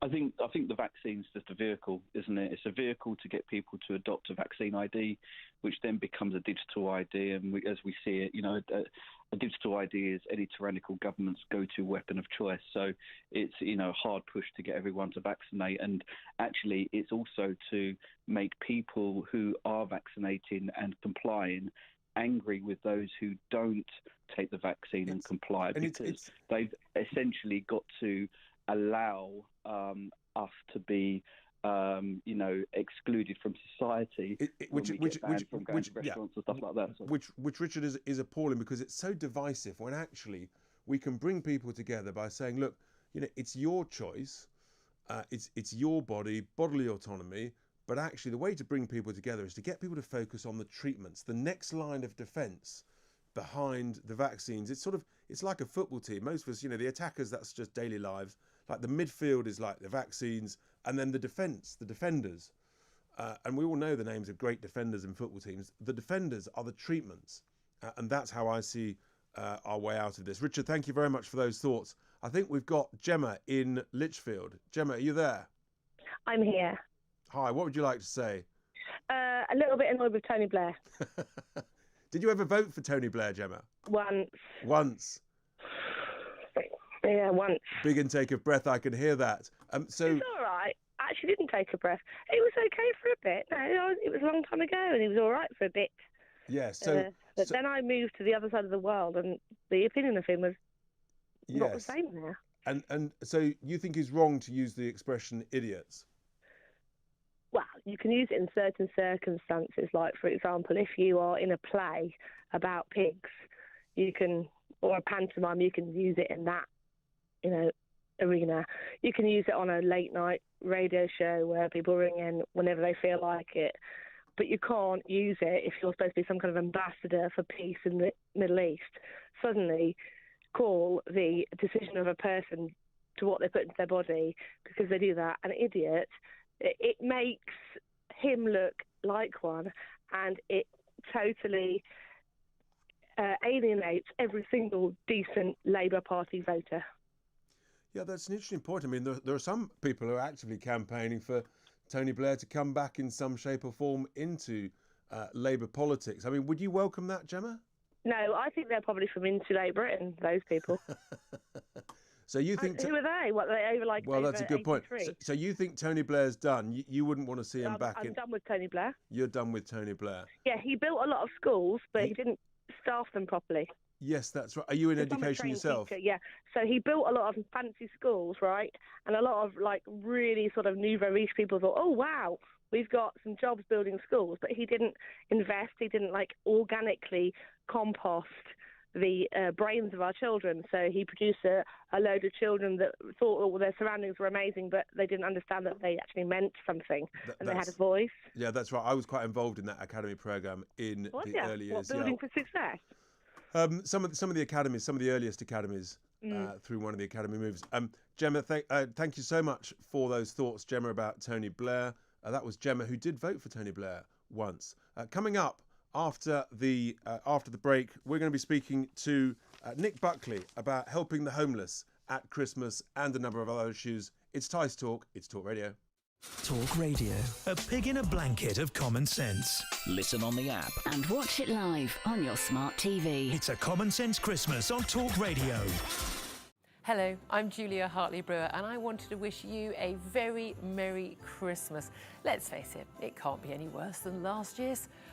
Can it? At least I hope not. I hope you're having lots of festive fun with your family, your friends, around the Christmas tree, and you've got turkey and all the trimmings. Yes, even those pigs in blankets that apparently were supposed to be so hard to come by.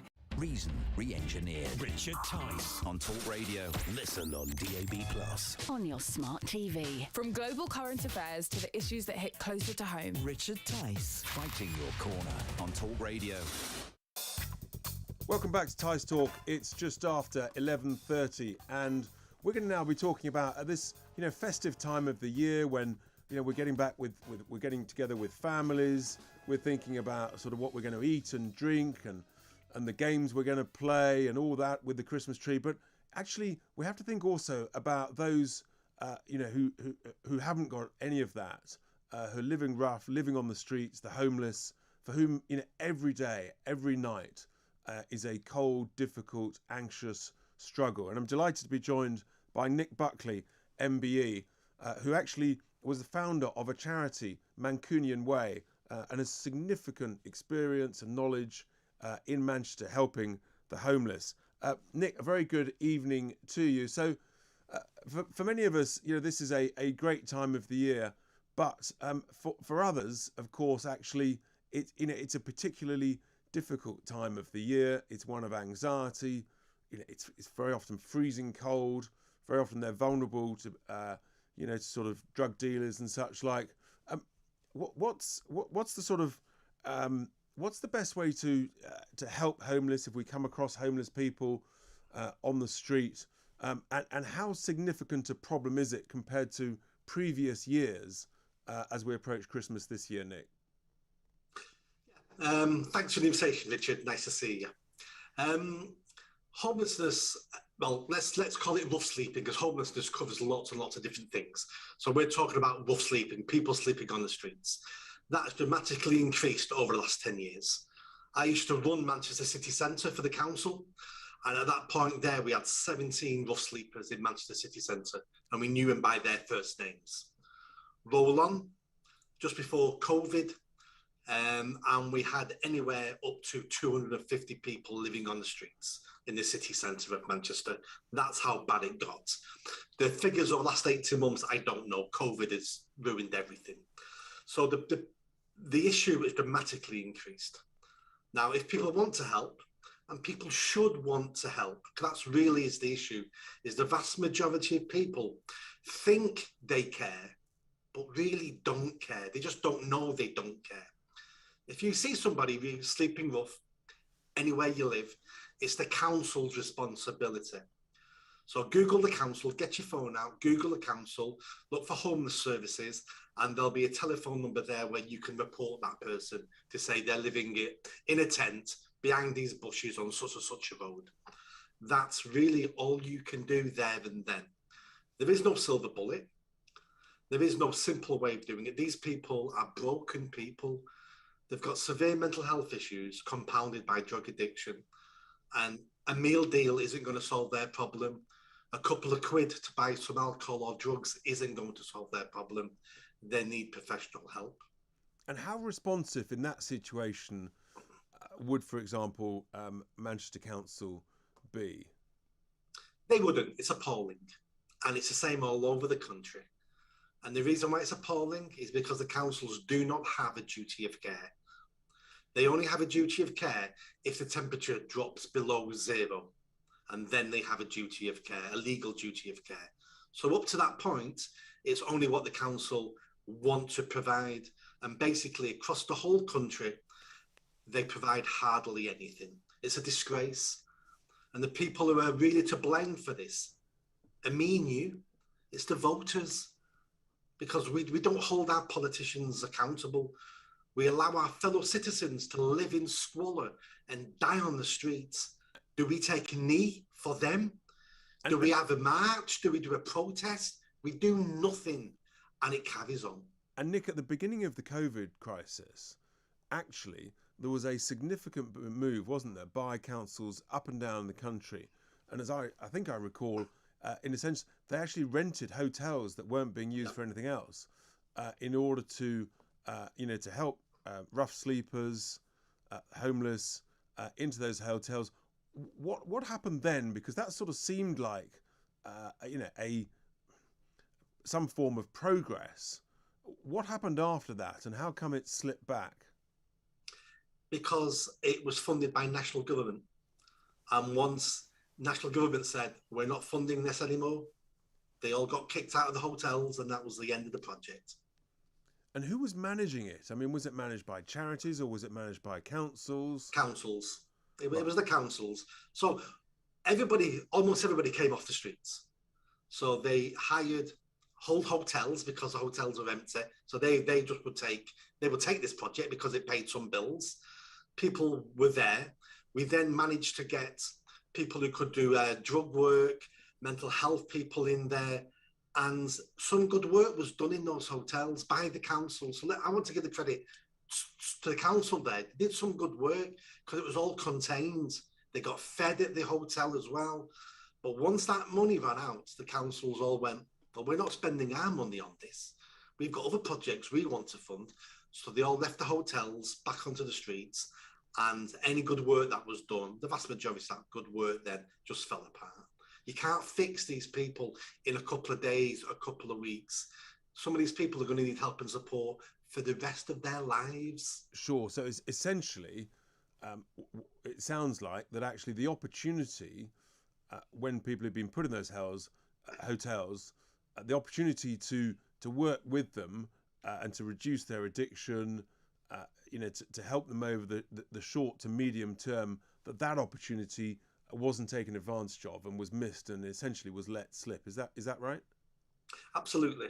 There was also another benefit at that time as well, which was the city centres were empty. So these individuals would spend all day begging for money for drugs, which is one of the major issues for them. That money wasn't there.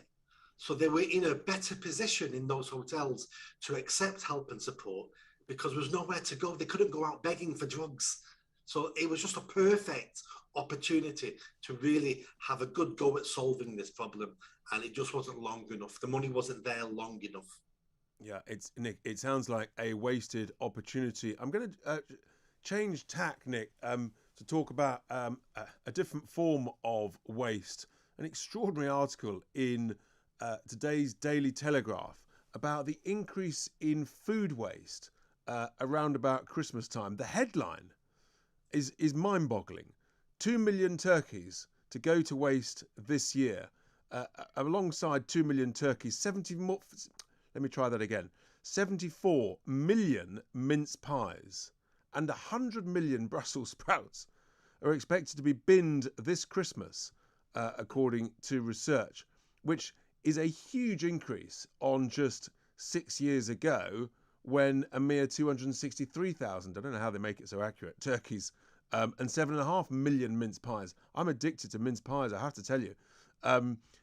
So I can't understand what's going on with this quantity of food waste when we've got so many people who are using food banks and things. Yes, it does sound extremely strange when we look at it. But what we have to realise is we're an extremely rich country. People have far more money than they'll ever spend, the vast majority of people. Even though we do have poverty, it's relative poverty. The poorest person in the country today would have been extremely rich compared to 100 years ago. The poorest person then. Homelessness and the poverty we have in our country now has got virtually nothing to do with food. I'm not having it. No one is hungry in our country. And if you're hungry in our country, it's because you can't manage your life. It's got nothing to do with how much money you've got. And when we're talking about people who are rough sleeping on the streets, not one person ever that I can ever think of in the whole of the UK has ever died on the streets because of a lack of food. In fact, there's so much food on the streets that a rough sleeper does nothing but eat. I've spoken to dozens and hundreds of them. No one's ever hungry. But when we look at that waste does seem immoral, that we can waste so much decent food. How we combat that is probably a conversation for another day. Yeah, I mean, it really does sort of highlight the extremes there, doesn't it? Just as you say, that sort of there's so many areas where you see it, but that sort of just-in-time culture, that sort of feeling that we've got to have, masses and masses of food in and around the home, in the fridge, in storage, and yet you end up with so much waste, and that just seems, in a sense, it just seems so wrong. But we surely can do much better. I thought there was I thought there was a turkey shortage this year, rather than an excess of millions of turkeys. Who knows? Nick, thank you very much indeed for those thoughts, and we'll come back to you because obviously this is going to be a difficult Christmas period for many, for rough sleepers, particularly if it gets really cold, without question. And we do need our councils to be more responsive, to be able to help those who really are in need. That was Nick Buckley Mbe, founder of the Mancunian Way charity. Coming up after the break, we'll take some calls, we'll go to your tweets, keep the calls coming in, and don't hesitate. Tell us what you think of Tony Blair, what you think of the appointment of Liz Truss, or anything to do with the Hong Kong elections, but also I want your views on your biggest Christmas nightmare or your greatest Christmas present, your worst Christmas present, because after the break, at the top of the hour, we're going to be talking to Mr. Christmas himself about all things Christmas, all things festive, the good, the bad, and the extraordinary. Don't go anywhere. Stay with us. It's Tice Talk. It's Wednesday evening. It's Talk Radio. Talk Radio, a pig in a blanket of common sense. Listen on the app. And watch it live on your smart TV. It's a common sense Christmas on Talk Radio. Hello, I'm Julia Hartley-Brewer and I wanted to wish you a very Merry Christmas. Let's face it, it can't be any worse than last year's. Can it? At least I hope not. I hope you're having lots of festive fun with your family, your friends, around the Christmas tree, and you've got turkey and all the trimmings. Yes, even those pigs in blankets that apparently were supposed to be so hard to come by. Well, in the new year, who knows what's coming? But at least you know we'll be by your side here at Talk Radio. So enjoy the fun, have a glass of fizz for me, have a great Christmas. We'll be with you in the new year. Don't forget to keep watching and listening. This is Talk Radio. Offence archaeology on Twitter. Quite terrifying. Don't beg Jeff Bezos. Charge him, for God's sake. Have a day off. Use some common sense. People can say whatever they want.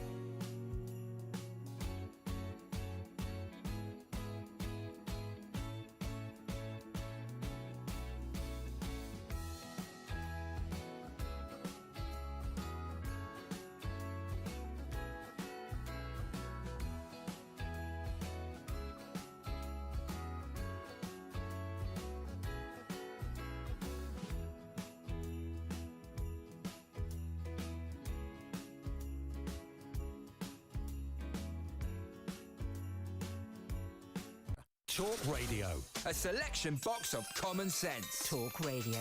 Listen on DAB+. Watch it live on your smart TV. It's a common sense Christmas on Talk Radio. Talk Radio. Welcome back to Tice Talk here on Wednesday evening. It's what is it? It's 23:44, 11:44. We've got a text in from Mark here, who says, regarding the booster shots over the Christmas period, I can see a big uptake from the self-employed. Lots of us held off as did not want to be feeling unwell with the run-up to Christmas break. If we were not at work, then no money. But as for Tony Blair, he can go do ones. Mark is not impressed with Tony Blair, unlike Gemma earlier, who voted for him once, but doesn't want him back. Anyway, we're going to go to your calls. I think we've got Ian. No, we haven't got Ian on the line, and we haven't got Frank. We have got Ian. Excellent. Ian, good evening. How are you? Yeah, fine, thanks. I'm happy to join you for the UK party. I'm glad to be a member, so it's the right thing to do. Great, right, thank you. And you're calling from Staffordshire, are you, Ian? Colton, Staffordshire, yes. Fantastic. Yeah. So, what are your thoughts this evening? What would you like to share with everyone? Yeah, I think people should carry on Christmas as normal this year, which they didn't do last year, and I definitely think I think 2022 we need a referendum on the COVID restrictions. Which interesting, actually, Ian, is what they did in Switzerland. They had a referendum on the government's COVID restriction plans, and the people actually rejected them. I mean, bizarrely, and they say that great figure, 52-48, because the Swiss love their referendums. They have a lot of direct democracy. I'm actually a big fan of it. I like referendums. I like the people being engaged. And I think it holds our politicians to account on a much more frequent basis. It keeps them more honest, I think. Yeah.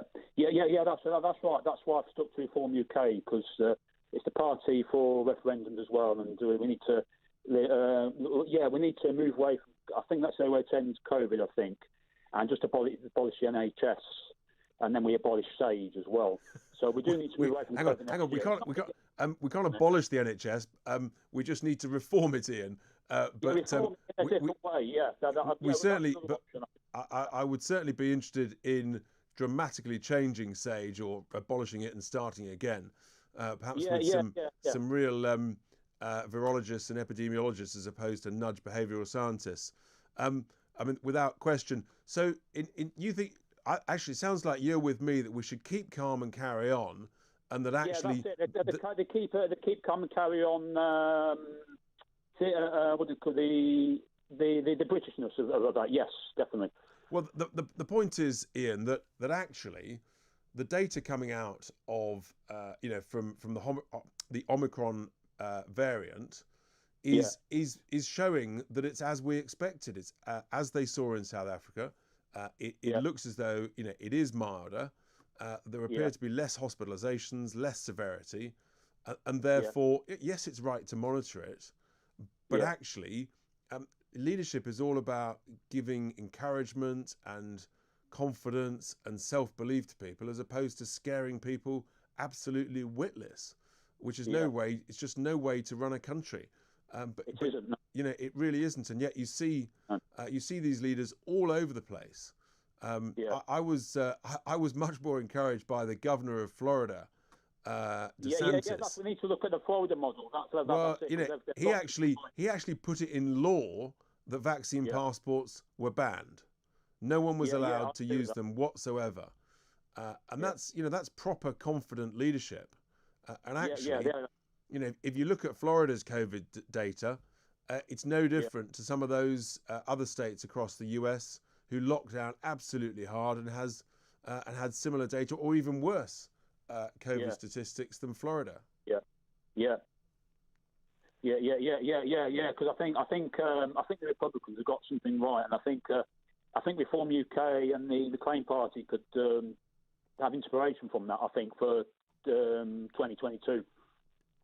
But like a blanket approach, going fantastic. Back well, look, Ian, we're going to keep battling away. Thanks very much for your call. We're going to go to Kent now from Staffordshire, where we've got Kim. Hi there, Kim. Good evening. What's on your mind? Oh, Richard, where do I start? This is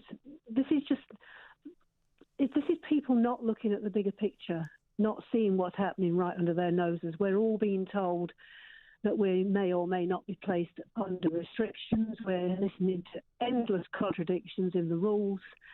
And all this against a backdrop of illegal migrants that are still landing on the Kent coast in the last few hours. They're still coming in day and night. Some of them are disappearing. There are endless numbers of dinghies being towed in with no occupants. Where are they? Because the dinghies have been washed up on the beach. Obviously, the migrants have got out, disappeared, and they've floated back on the tide again. But then we're getting dinghies that are full, and they are being brought in by the RNLI. And who is behind this? Well, we know in a sense. So, Kim, do you live right on the coast yourself? Yes. Right. So you're in a sense you're seeing it almost daily. I'm imagining from what you're saying. It's constant. The helicopter goes up. You know what's happening. You hear the police cars. You know the peace is constantly shattered by this. And then you've got them walking into the town. Some of them even standing at the bus stop. They're waiting for lifts. They're bypassing Border Force and all the rest of it. But meanwhile, we're all being told to be good little children, stay indoors, not go out and mix with people, and all against the backdrop of this.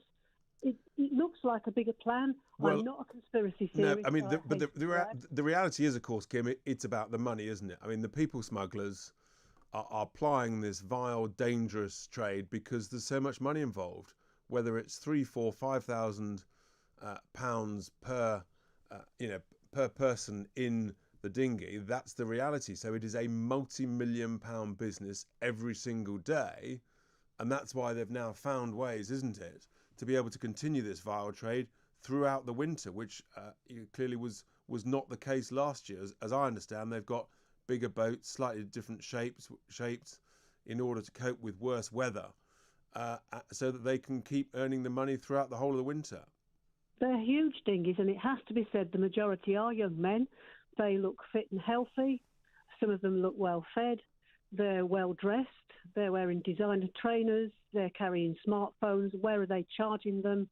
How is it being financed? Who are they paying? And if they've got money to pay for this trip over the channel, where is that money coming from? If they're really refugees, where is the money coming from? Well, and why are they leaving a safe country and risking children's lives? And I have to say, there aren't that many children amongst them. The majority are young men of fighting age. Well, that's right, and it's the whole point of sovereign government. The most important thing is actually to keep one's own citizens safe, and we have to know who's coming into the country and who's going out of the country. And actually, your concerns there, Kim, reflect a tweet that's come in from Mr. Woodward. Why is the government focusing on those coming across the channel and not our citizens? That's the big question. Kim, thank you for those thoughts, your concerns about the growth in the illegal migrants coming across the channel that she is clearly seeing on the south coast day in, day out. I think we've got a caller from Glasgow. Craig, good evening. What's going on in... we've lost Craig in Glasgow. He's obviously still probably spluttering at what Nicola Sturgeon has been doing to restrictions up in Scotland, where she's essentially yet again imposing huge additional restrictions, despite the fact they don't seem to work the last time. We've got Craig back. Craig, welcome. Good evening, Richard. My apologies, I'm not sure quite what happened there. Don't worry. What's on your mind, Craig? Yeah, so I think that Tony Blair, in part, actually had a point today. Now, I'll quantify that if I may. So, not everyone who hasn't had a vaccine is an idiot. I think you can't just lob everyone into the same category, just in the same manner as I don't think you can say that everyone who's not had a vaccine is an anti-vaxxer either, because that's just not true. However, there are some people out there who are anti-vaxxers, who spread misinformation, which people believe, and that misinformation is designed to discourage people from getting a vaccine. And my belief has always been that it should be your free choice, and that you should educate yourself properly, by seeking the right advice. So if anyone is out there trying to, deliver misinformation deliberately and discourage people from it, I think those people are idiots. Just in the same manner, I think anyone who's overly forceful in saying that you must get this, or you're, some sort of evil person, then, they too are potentially idiots. It's about your choice in educating yourself. And I think that's possibly the point Blair's missed, because he's made this mistake that too many people make, which is let's just lob everyone into the same category, which I just don't think is fair. And it's the language, isn't it? And actually, language is really important. It's like the way that anybody who wants to question the established line of thinking, we actually saw it with Brexit, and now we see it with COVID and with vaccines. And anybody who has any sort of wanting to question it or to think about it or take their time, if they instantly get labelled as and smeared as a denier or an anti-vaxxer, when actually, as you say, that they're just thinking about the choice for themselves. They want to check the information, and I think we've got to bring people together by highlighting that we respect that choice, but equally you can highlight the benefits in terms of the reduced hospitalisations and the dramatic reduction in deaths, and in a sense the stories of those who've recovered from having it really badly, being in hospital, possibly being in ICU, but have recovered, who weren't vaccinated. That's a sort of a constructive, positive way to help spread the information and make people make that choice then, Craig. Yeah, it is, but I think that's where the government has to lead this far, far better and have to stamp out something. Because, one of the things that troubles me is that there seems to be a growing number of people who are calling for those who are unvaccinated to be refused NHS treatment in order to free up beds for the vaccinated, which I find, frankly, ludicrous. But the problem is that the government is so incompetent, they're not addressing these issues. Craig, I think that idea that the unvaccinated should not be treated by the NHS is utterly, utterly appalling. Completely wrong. Craig, thank you so much for those thoughts. Stay with us. After the break, we're going to be talking about Christmas things with Mr. Christmas. It's Tice Talk here on Talk Radio. Talk Radio, a pig in a blanket of common sense. Listen on the app. And watch it live on your smart TV. It's a common sense Christmas on Talk Radio. Hello, I'm Julia Hartley-Brewer and I wanted to wish you a very Merry Christmas. Let's face it can't be any worse than last year's. Can it? At least I hope not. I hope you're having lots of festive fun with your family, your friends, around the Christmas tree, and you've got turkey and all the trimmings. Yes, even those pigs in blankets that apparently were supposed to be so hard to come by. Well, in the new year, who knows what's coming, but at least you know we'll be by your side here at Talk Radio. So enjoy the fun, have a glass of fizz for me, have a great Christmas. We'll be with you in the new year. Don't forget to keep watching and listening. This is Talk Radio. Offence archaeology on Twitter. Quite terrifying. Don't beg Jeff Bezos. Charge him, for God's sake. Have a day off. Use some common sense. People can say whatever they want.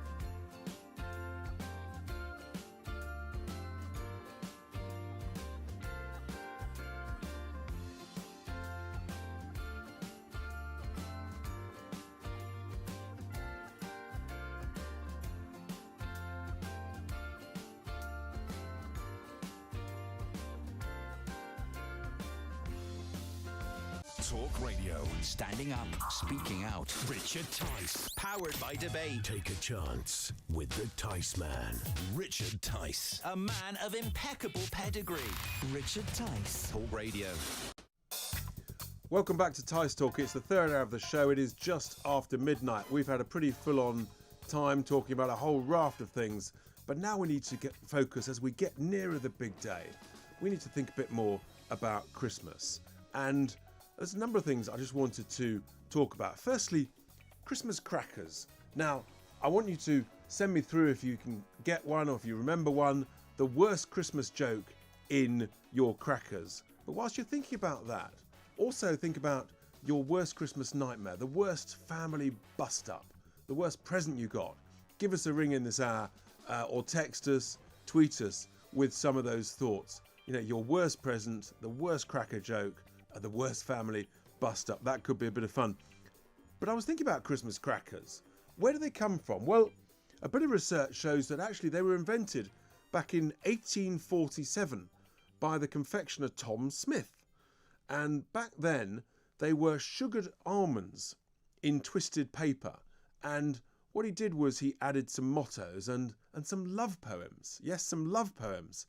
And generally, these Christmas crackers were bought by gentlemen for apparently their lady friends. It wasn't quite clear whether that was their wives or some additional lady friends. But anyway, and then later on, he added the surprise, which was the bang from the gunpowder. That sort of came later on. And it was a family business, and his sons took over. And in about 1900 or so, he added the paper hat. So that's when the sort of the paper hat came in. So that paper hat itself has been around for over 100 years. And then in about the 1930s, the love poems were replaced and the mottos were replaced with the jokes. Some good, some absolutely terrible. But Tom Smith's crackers, they've merged with another company, but they still trade today, some 170 years later, and apparently they still supply the royal household. So a little bit of history which I didn't actually know about Christmas crackers. And there's someone who's going to join us now who probably knows more about Christmas in so many different ways than almost anybody. Because Andy Park is an electrician from Wiltshire who styles himself Mr. Christmas. And he claims to have celebrated Christmas Day every day since July 1993. I'll just say that again. He celebrated Christmas every day since July 1993. I can't imagine the family bust-ups he's had. In an interview published in 2006, Andy was quoted as saying that he had consumed over 4,000 turkeys, over 87,000 mince pies. That's some 20 a day. Even I couldn't cope with that. Thousands of pints of gravy, 26,000 roast potatoes. I mean, this just goes on and on. Oh, this sounds good. Over 5,000 bottles of wine and over 4,000 bottles of sherry. But he was warned by his doctor that the diet was affecting his health, and so he had to take it a little bit easier. I think we've got Andy on the Zoom now. Andy, a very good, it's good morning to you. How I look at that, with a glass, with a hat. Good morning to you as well, Richard. It's Hope you're great well. to have you. I'm fantastic. I'm looking forward to Christmas. And I'm feeling good too. Yeah, so tell us, is this really true? Have you been celebrating Christmas, give or take, every day for however many years? That's almost 30 years. Is that right? It is right. It's as right as I'm sitting here now. And it all started back in 1992, 93. I thought I'd put the decorations up in the middle of summer just for a laugh. Something different. You know, the sun shining. Why not come home to the decorations? Got them all out the loft, put the lights up, the tree. And I thought, yeah, Christmas dinner. I found an old VHS copy of the Queen's speech up in the loft and put it on, and it really did feel like Christmas in the sunshine. So I thought, yeah, I've had a good day. So I thought I'd do it the next day. Right. Then the next day. Then the next day. 29 years on, and look, I'm still doing it. Still having a great time. A little bit more skin, but, you know, it doesn't matter. I've had a great time. And I bought myself some lovely presents over the period and lots of food, lovely fresh food. And I've met lots of lovely people, been all over the place. And tell us about family and friends' response to you celebrating Christmas every day. Do they invite you out, or do you invite them over? How does it work? Well, it doesn't work like that. I mean, I do all the inviting. I do get invited to Christmas dinners around sometimes, no matter what month it is. It could be February, July, or September. But yeah, I just go along. But as for presents, I take presents, Christmas presents, because everywhere I go, it's got to be Christmas, or I just won't go. So what happens on our Christmas day? For you, every day is Christmas Day, but on the real Christmas Day, how do you celebrate that in a special way? Right, on the 25th of December, I do boat it up a little bit. Get a bigger turkey, get a few more sprouts going, a couple of pots of extra potatoes, and get some more veg going, and more mince pies and all that stuff. Because you never know who's going to come here, who's going to knock on the door. You just don't know. So I've got to be prepared for it. And buy more presents, as you can see. Well, I don't think you can see. Can't quite see the presents. So, what's the biggest number of people you've entertained with your turkeys on any day? I've had 18 people here. Wow. But obviously I can't cook for 18 people. I have to get a few chefs in, or a few people are willing to come and do it. But they love it because they know they're going to get a dinner out of it. Probably a present and a mince pie and a glass of sherry as well. So there we are. That's absolutely fantastic. So presumably amongst all of this, Andy, you must have had a few dramas, a few traumas, a few falling out. What's been? Yeah. Come on, give us a couple of the worst moments. Well, the worst moment was when I actually burnt the turkey in the oven, and it was a fire brigade job, and I had 4 guests here that day. I just can't do everything on my own, you see. But the firemen, they were great. And they had a glass of wine with me. I know they shouldn't have, but And it's Christmas, why not? I invited them all back another time, and they all come. We had a good laugh. We had a good talk about it. So you're telling me in 30 years you've only burnt the turkey once? Only once, yeah. I mean, I'm very careful. Normally, when I'm cooking, I stay in the kitchen most of the time anyway, because I got a TV in the kitchen, and I would just watch a little bit of TV. But or another time, I used to own a Weimaraner. That's a German dog, quite a big dog, silver, beautiful she was. Her name was Sky. And one day she actually picked the turkey up and ran off. As big as it was, as big as she was strong. She actually ran off with the turkey. So the turkey was gone? Yeah, it was gone. I mean, it's little things like that I'll never forget. But there's been more good times and bad times. But always turkey, or do you ever sort of branch out something else? Might you have goose or some other thing? As you know, you can't get fresh turkeys all the way through the year. Well, you can if you go looking for them, but now and again I go for a chicken or a joint of pork, whatever. Depends how I feel, really. I love any sort of meat, don't we all? So you've become a real specialist chef on all the trimmings, all the things to do. I would say that. Yeah, I mean, I can cook the vegetable to a T. I really know how to make the gravy, and the cook. When you cook a turkey, it's got to be right, especially if you're entertaining neighbours, friends, and family. So we need some top tips. I'm absolutely sure that some listeners will want just a couple of top turkey tips ahead of Christmas. I would always put the turkey on a slow cook rather than a fast cook. You can do it fast, but it just does not taste so much. You don't get so much out of it as if you put it on a slow cook. Slow cook, like for 3-4 hours, maybe at the most. I mean, you can do a fast cook for an hour and a half, but it's never the same. And you obviously just keep basting it, keep prodding it, make sure it's all nice and soft. Do you know, I've never had a red turkey yet inside. Sometimes when you cut the joint of meat, you've got a little bit of blood colours. I've never had that. Never had that experience yet. So, that's why I think I'm a good turkey cooker. It sounds like you're a real pro. And you leave it to stand for some time? Yeah, leave it to stand and let the heat go out of it a little bit. Not too much, just enough. So when you slice it up, dish it up, when it's still steaming, the smell all over the house. Wow. And the sprouts cooking, of course, to mix it up.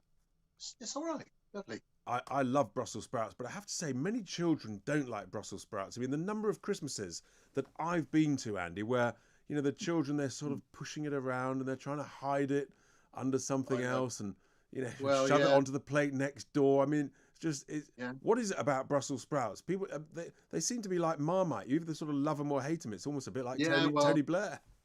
I will say that I do love Brussels sprouts. I should do, because I've eaten over 250,000 plus. Quarter of a million? It sounds a lot, but it's not so many if you think, oh, over 28 and a half years, it's not bad. But, yeah, you know, Brussels sprouts is part of Christmas, I think, part of the Christmas dinner. I do know people that don't like Brussels sprouts, they won't go near them. But there's always other things. There's cabbage, there's cauliflower, and of course broccoli as well. So, you know, I'm a great fan of Brussels sprouts. I really am. Me too. So you've had one cooking nightmare with the turkey. Yeah. What about the worst present you've ever received, Andy? Oh, you won't believe it. I was thinking about this earlier on. The worst present I ever received was a second-hand pair of socks. A second-hand pair of socks. Can you believe? That's bad. A second-hand pair of socks, Andy. I mean, yeah. You know, they didn't even fit. They're a bit tight. I didn't wear them anyway. But and my best present, I bought myself some really nice presents. Oh, you bought yourself the best presents? Yeah, I have to buy my own presents because, you know, people just don't come forward and buy me presents like I buy them presents. And that's the best way. Buy your own presents and then you won't get a bad one. Yeah, I mean, I go out every day about 5 o'clock and buy myself a couple of presents because I like a couple of presents under the tree when I get up next morning. So today I bought myself a shirt, and tomorrow I went to town and I bought myself a gold bracelet. So I can't wait to open that one. So hang on, how many days a year are you buying yourself a present? Every day. You buy yourself a present every single day? 2 presents, wrap them up, put them under the tree at night time, and I've got a really good reason to get up out of bed and run down the stairs, haven't I? You certainly have, but you must be getting through some. You must be getting through some wrapping paper. You must have an amazing job that pays very well to afford all of this, Andy. What's going on? Well, what are you doing in the daytime? I don't smoke. I'm an electrician. Okay, I work on domestic appliances, fridges, cookers, washing machines, that sort of thing. And you know, I earn good. I do my job properly. I can't wait to get home, shut that door, start the cooking, and you know, and I know the rest of the day's mine. And if the neighbours want to come around and give me a hand, that's up to them. That's good. I must ask. So, do you have any form of Christmas decoration on your van? Do your customers know you as Mr. Christmas? Oh, they know I'm Mr. Christmas, right? But no, there's no decoration on my van. I just wear my Christmas hat to work, you know. Fantastic. Sometimes it gets in the way there, but you know, and I do other things as well. I write cards out to myself every day, and put them to Mr. Christmas. Go outside, put them in the letterbox, rush in, open them up, and put them on the mantelpiece. And I think, yes, absolutely wonderful. Andy, we've got to go to a break, but please do stay with us. We're going to take some calls. We might share them with you, and I might share some of my stories, my slightly different Christmas stories in my household when I grew up. Stay with us. It's 15 minutes past midnight. It's Tice Talk. This is the home of common sense. It is Christmas Talk Radio. Richard Tice on Talk Radio. Talk Radio, a pig in a blanket of common sense. Listen on the app. And watch it live on your smart TV. It's a Common Sense Christmas on Talk Radio. Hello, I'm Julia Hartley-Brewer and I wanted to wish you a very Merry Christmas. Let's face it can't be any worse than last year's. Can it? At least I hope not. I hope you're having lots of festive fun with your family, your friends around the Christmas tree, and you've got turkey and all the trimmings. Yes, even those pigs in blankets that apparently were supposed to be so hard to come by. Well, in the new year, who knows what's coming, but at least you know we'll be by your side here at Talk Radio. So enjoy the fun, have a glass of fizz for me, have a great Christmas. We'll be with you in the new year. Don't forget to keep watching and listening. This is Talk Radio. Offence archaeology on Twitter. Quite terrifying. Don't beg Jeff Bezos. Charge him, for God's sake. Have a day off. Use some common sense. People can say whatever they want.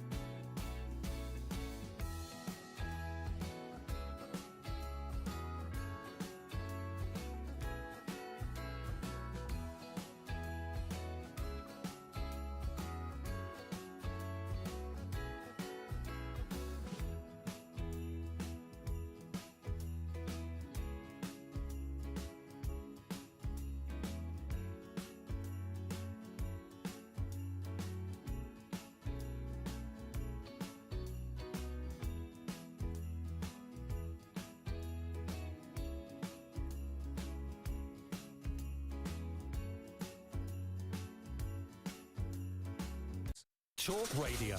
Wrap up well in common sense this winter. Talk Radio. Listen on DAB+. Watch it live on your smart TV. The nation's favourite Christmas common sense station. Talk Radio. Welcome back to Tice Talk. It's 18 minutes past midnight, and we've been talking to Andy Park, who is known as Mr. Christmas, about the fact that he's been celebrating Christmas Day every day for almost 30 years. Quite extraordinary. Literally since July 1993, he's been cooking himself a Christmas roast dinner. He's been sending himself cards, all sorts. I can't quite see how he could do this. But yes, he's literally been writing himself a card. He's been wrapping himself presents every day. I want to hear from you. 0344 499 1000 about your Christmas experiences. What's your worst Christmas present? What's the biggest family bust-up you've ever had? You can keep it anonymous if you want. And what's the best or the worst Christmas cracker joke? There have been plenty of those, I'm sure. Keep them coming. And we've got Andy with us on the line, on the Zoom. Hi again, Andy. So... Hi, Richard. Yep. I just in the break was just sort of marvelling on your Christmas stories. Now, I think you're giving us a quick walk through your living room. Is that right? Yeah, I got a few photographs of famous people there. I expect you know who that is. Eamon Holmes. Yeah. Eamon Holmes. Yes. Yeah. Yeah, he's been here before. Right. The gorgeous Lionel Blair. Okay. Yeah. Tony Blackburn. Tony Blackburn. You're showing your age there, Andy. Yeah, I am. Ainsley Harriott, of course. Yeah. And the gorgeous Gloria Hunniford. Gloria Hunniford. Can't quite see it, but yeah. And I expect you know a few of these. There's David Hamilton, Mike Reed, and Dave Hill from Slade. Look at that. They were here. They've done the video from my house. Mike and of course, Reed. Joey Essex. Joey Essex, yeah. Look at that. Yeah. You honestly, there's no one who hasn't been to your home. Well, no, it's getting that way. About time you come here, Richard. There'll be a Christmas dinner waiting for you. Oh. There's Mike Reed again. And of course, the famous Roy Wood, brilliant songwriter and a brilliant chef. And that is, what's his name? Gino D'Acampo. That's right. Yeah. You've had it all. Goes on now, and on. I mean, it goes on and on. And I can see some Christmas baubles in the background. Now, we've got a caller here with a question for you, Andy. We've got Brian. Brian, good evening from Tyne and Weir. I think you've got a question. Hi, Richard. Yeah, how you doing, Brian? You all right? Brilliant. I've got two questions. We can't quite hear you, Brian. Are you still there? You've got two questions, hopefully, for Andy. Are you there, Brian? We've lost Brian. He's the line from Tyne and Weir has collapsed. But hopefully the team will get him back on the line to ask you. So you had all these, incredible people coming to your home. How often have you been on the radio or on TV? Well, I've been on TV many, many times. I've done a lot of shows, a lot of talk shows, because a lot of people like my story. Been all over the place. Been to Germany, France, Switzerland. I haven't been to America yet. But, well, that sounds like next. Now, well, have you been to Tyne and Weir? Because we've got Brian back from Tyne and Weir. Brian. Hello, Brian. Hi, Richard. Hi, Mr. Christmas. I've got two questions to ask. Number one, are you in the Guinness Book of World Records? Because I think you should be. That's the first question. I don't think I am. I've hit a few books of records, but not the Guinness Book of World Records. I know. Right. I should be in the Guinness Book of World Records. Yeah, I know. For the longest Christmas, it seems. Brian, I think years of Christmas. You should be his proposer to the Guinness Book of Records without question. That's what I need. It sounds like a long record to me. That is for sure. You can propose him, Brian, and I'll second him.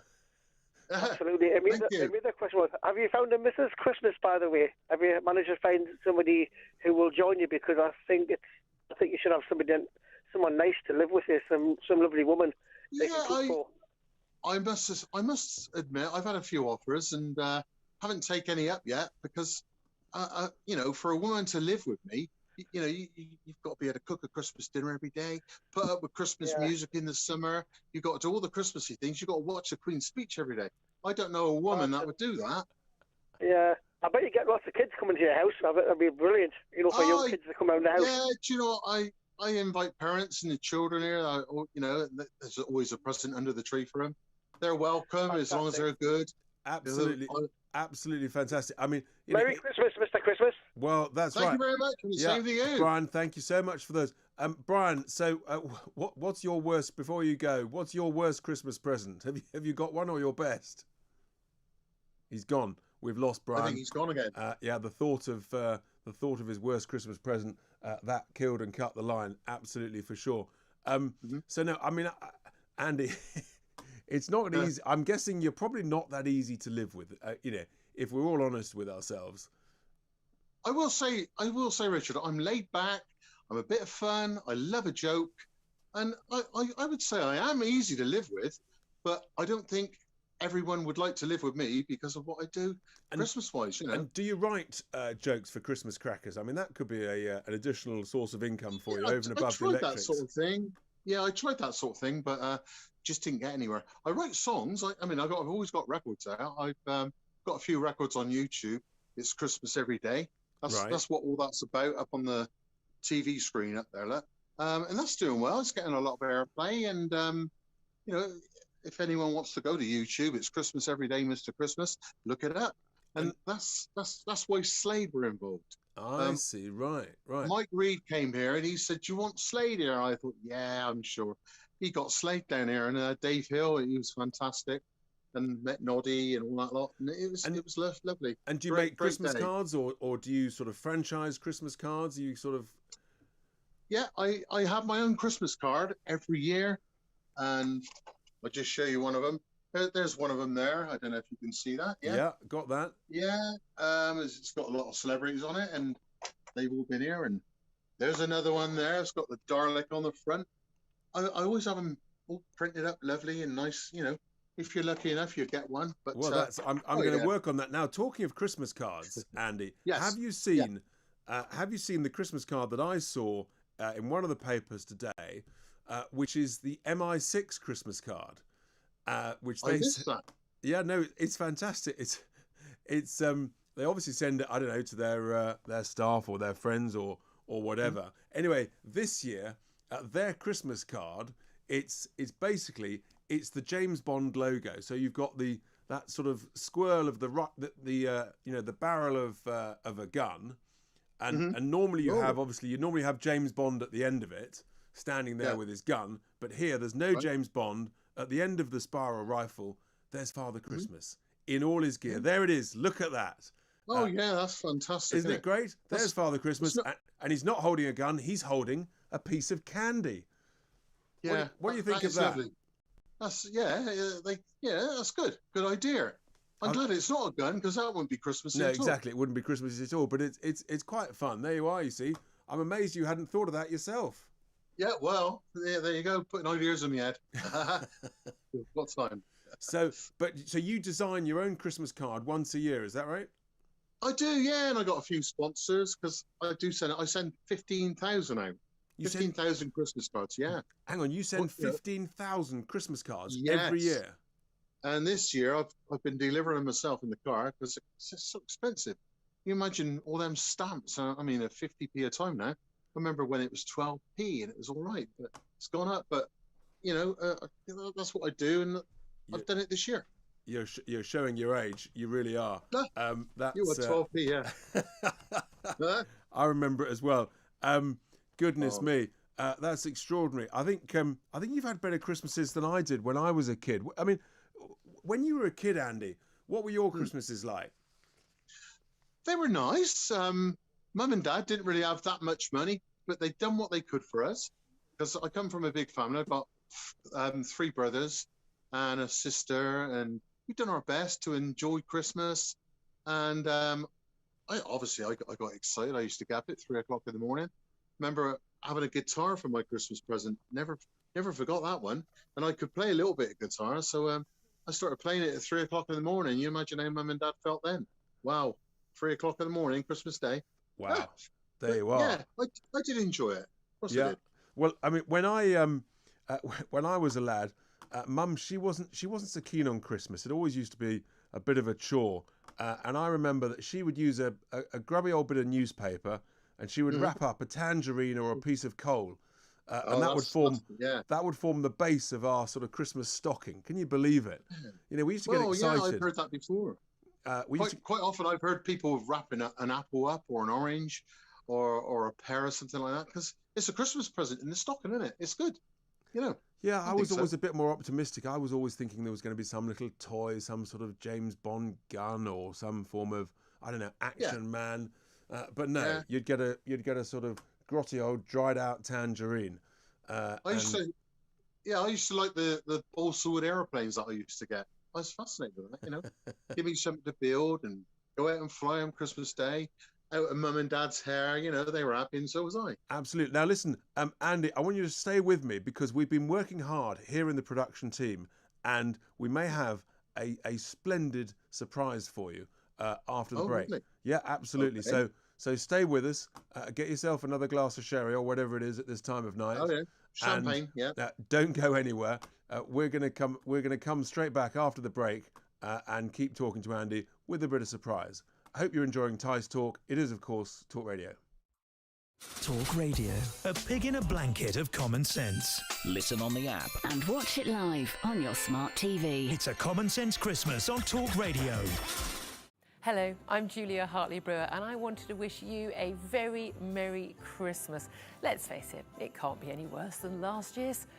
Can it? At least I hope not. I hope you're having lots of festive fun with your family, your friends, around the Christmas tree, and you've got turkey and all the trimmings. Yes, even those pigs in blankets that apparently were supposed to be so hard to come by. Reason re-engineered. Richard Tice on Talk Radio. Listen on DAB+. On your smart TV. From global current affairs to the issues that hit closer to home. Richard Tice. Fighting your corner on Talk Radio. Welcome back to Tice Talk here on Talk Radio. It's the last half hour of the show.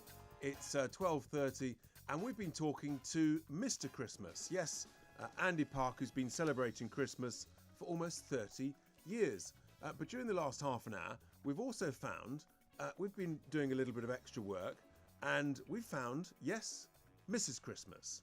Lindsay Sutton in Nottinghamshire also celebrates Christmas every day, and she lives in Stapleford, and she confesses her love for the festive season has literally become an obsession. And I think we've got Lindsay on the line now. Lindsay, good morning. We haven't got you, Lindsay. We've got a picture of Lindsay. Hopefully we may get Lindsay. But that's absolutely fantastic. Lindsay she spends a huge amount every year buying more and more decorations. And her children used to love it, but they say it's too much. So here she says, one of my children's birthdays is on Halloween, and they would have liked rather more Halloween decorations. Have we got Lindsay back on the line? No, we've lost Lindsay. We know she exists because she's been all over the media. She's been on Wales Online, on Nottinghamshire Live.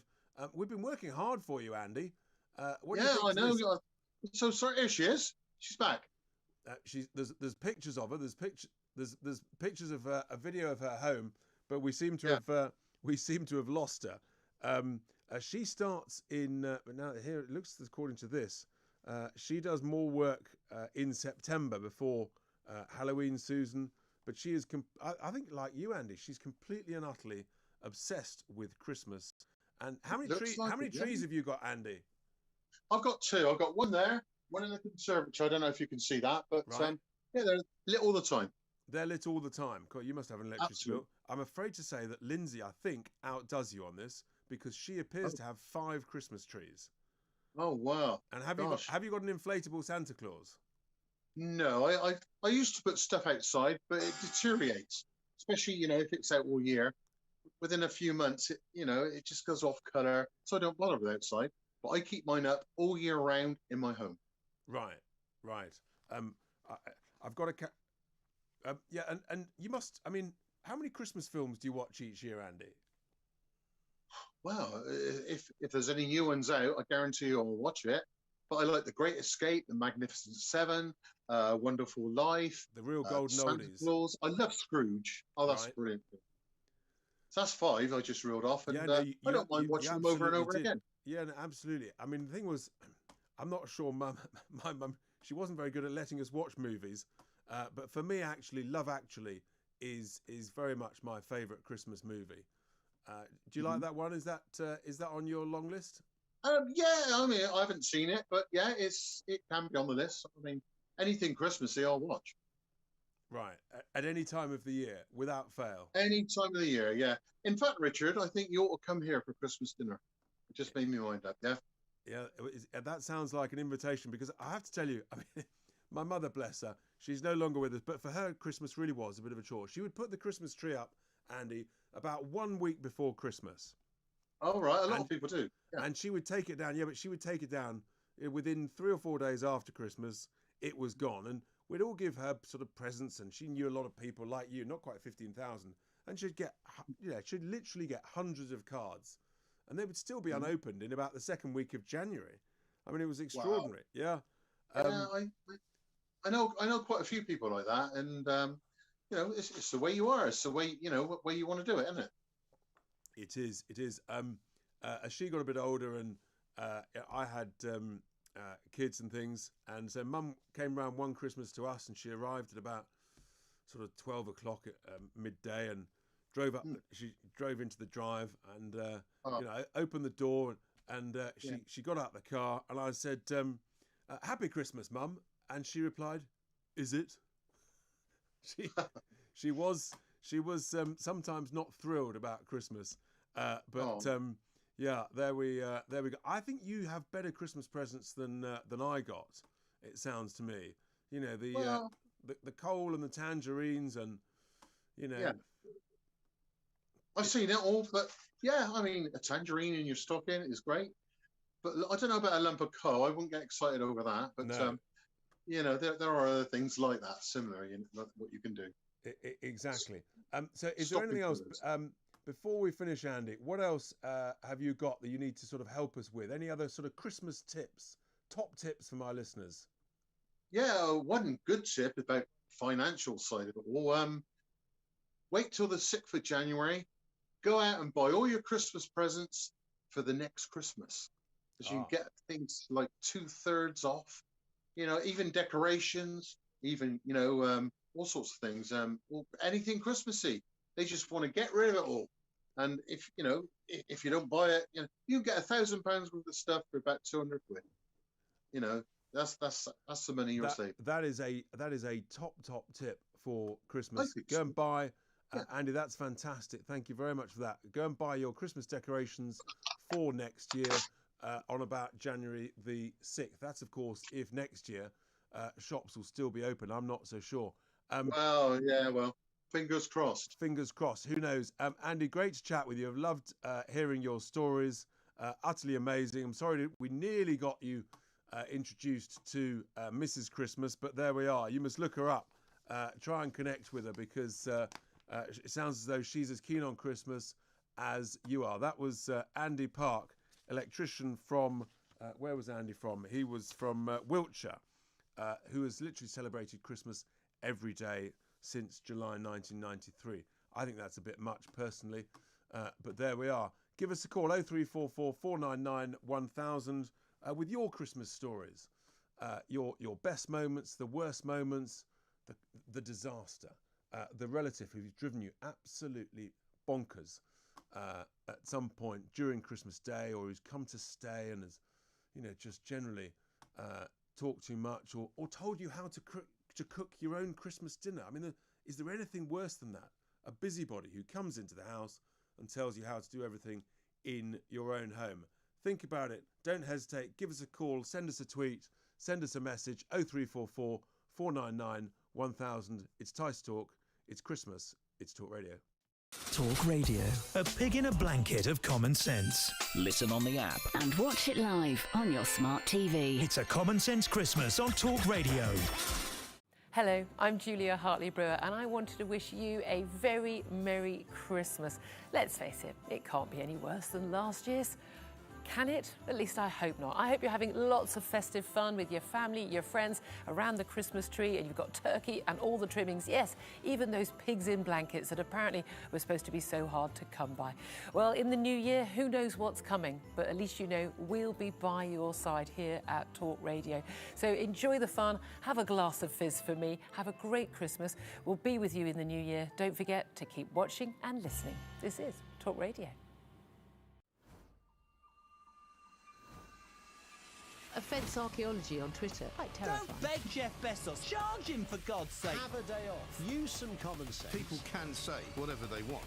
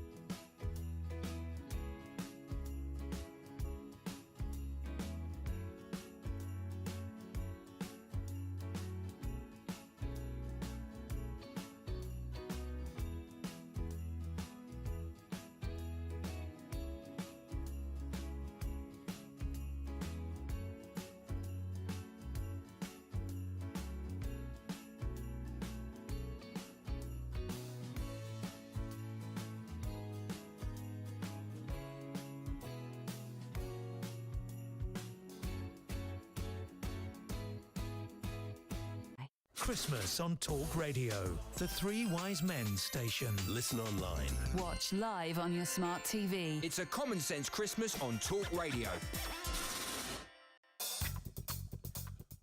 Welcome back to Tice Talk here on Talk Radio. It is 20 to 1 and we've had a busy last half hour talking to Mr. Christmas, the guy who's been celebrating Christmas every day for some almost 30 years. Quite extraordinary.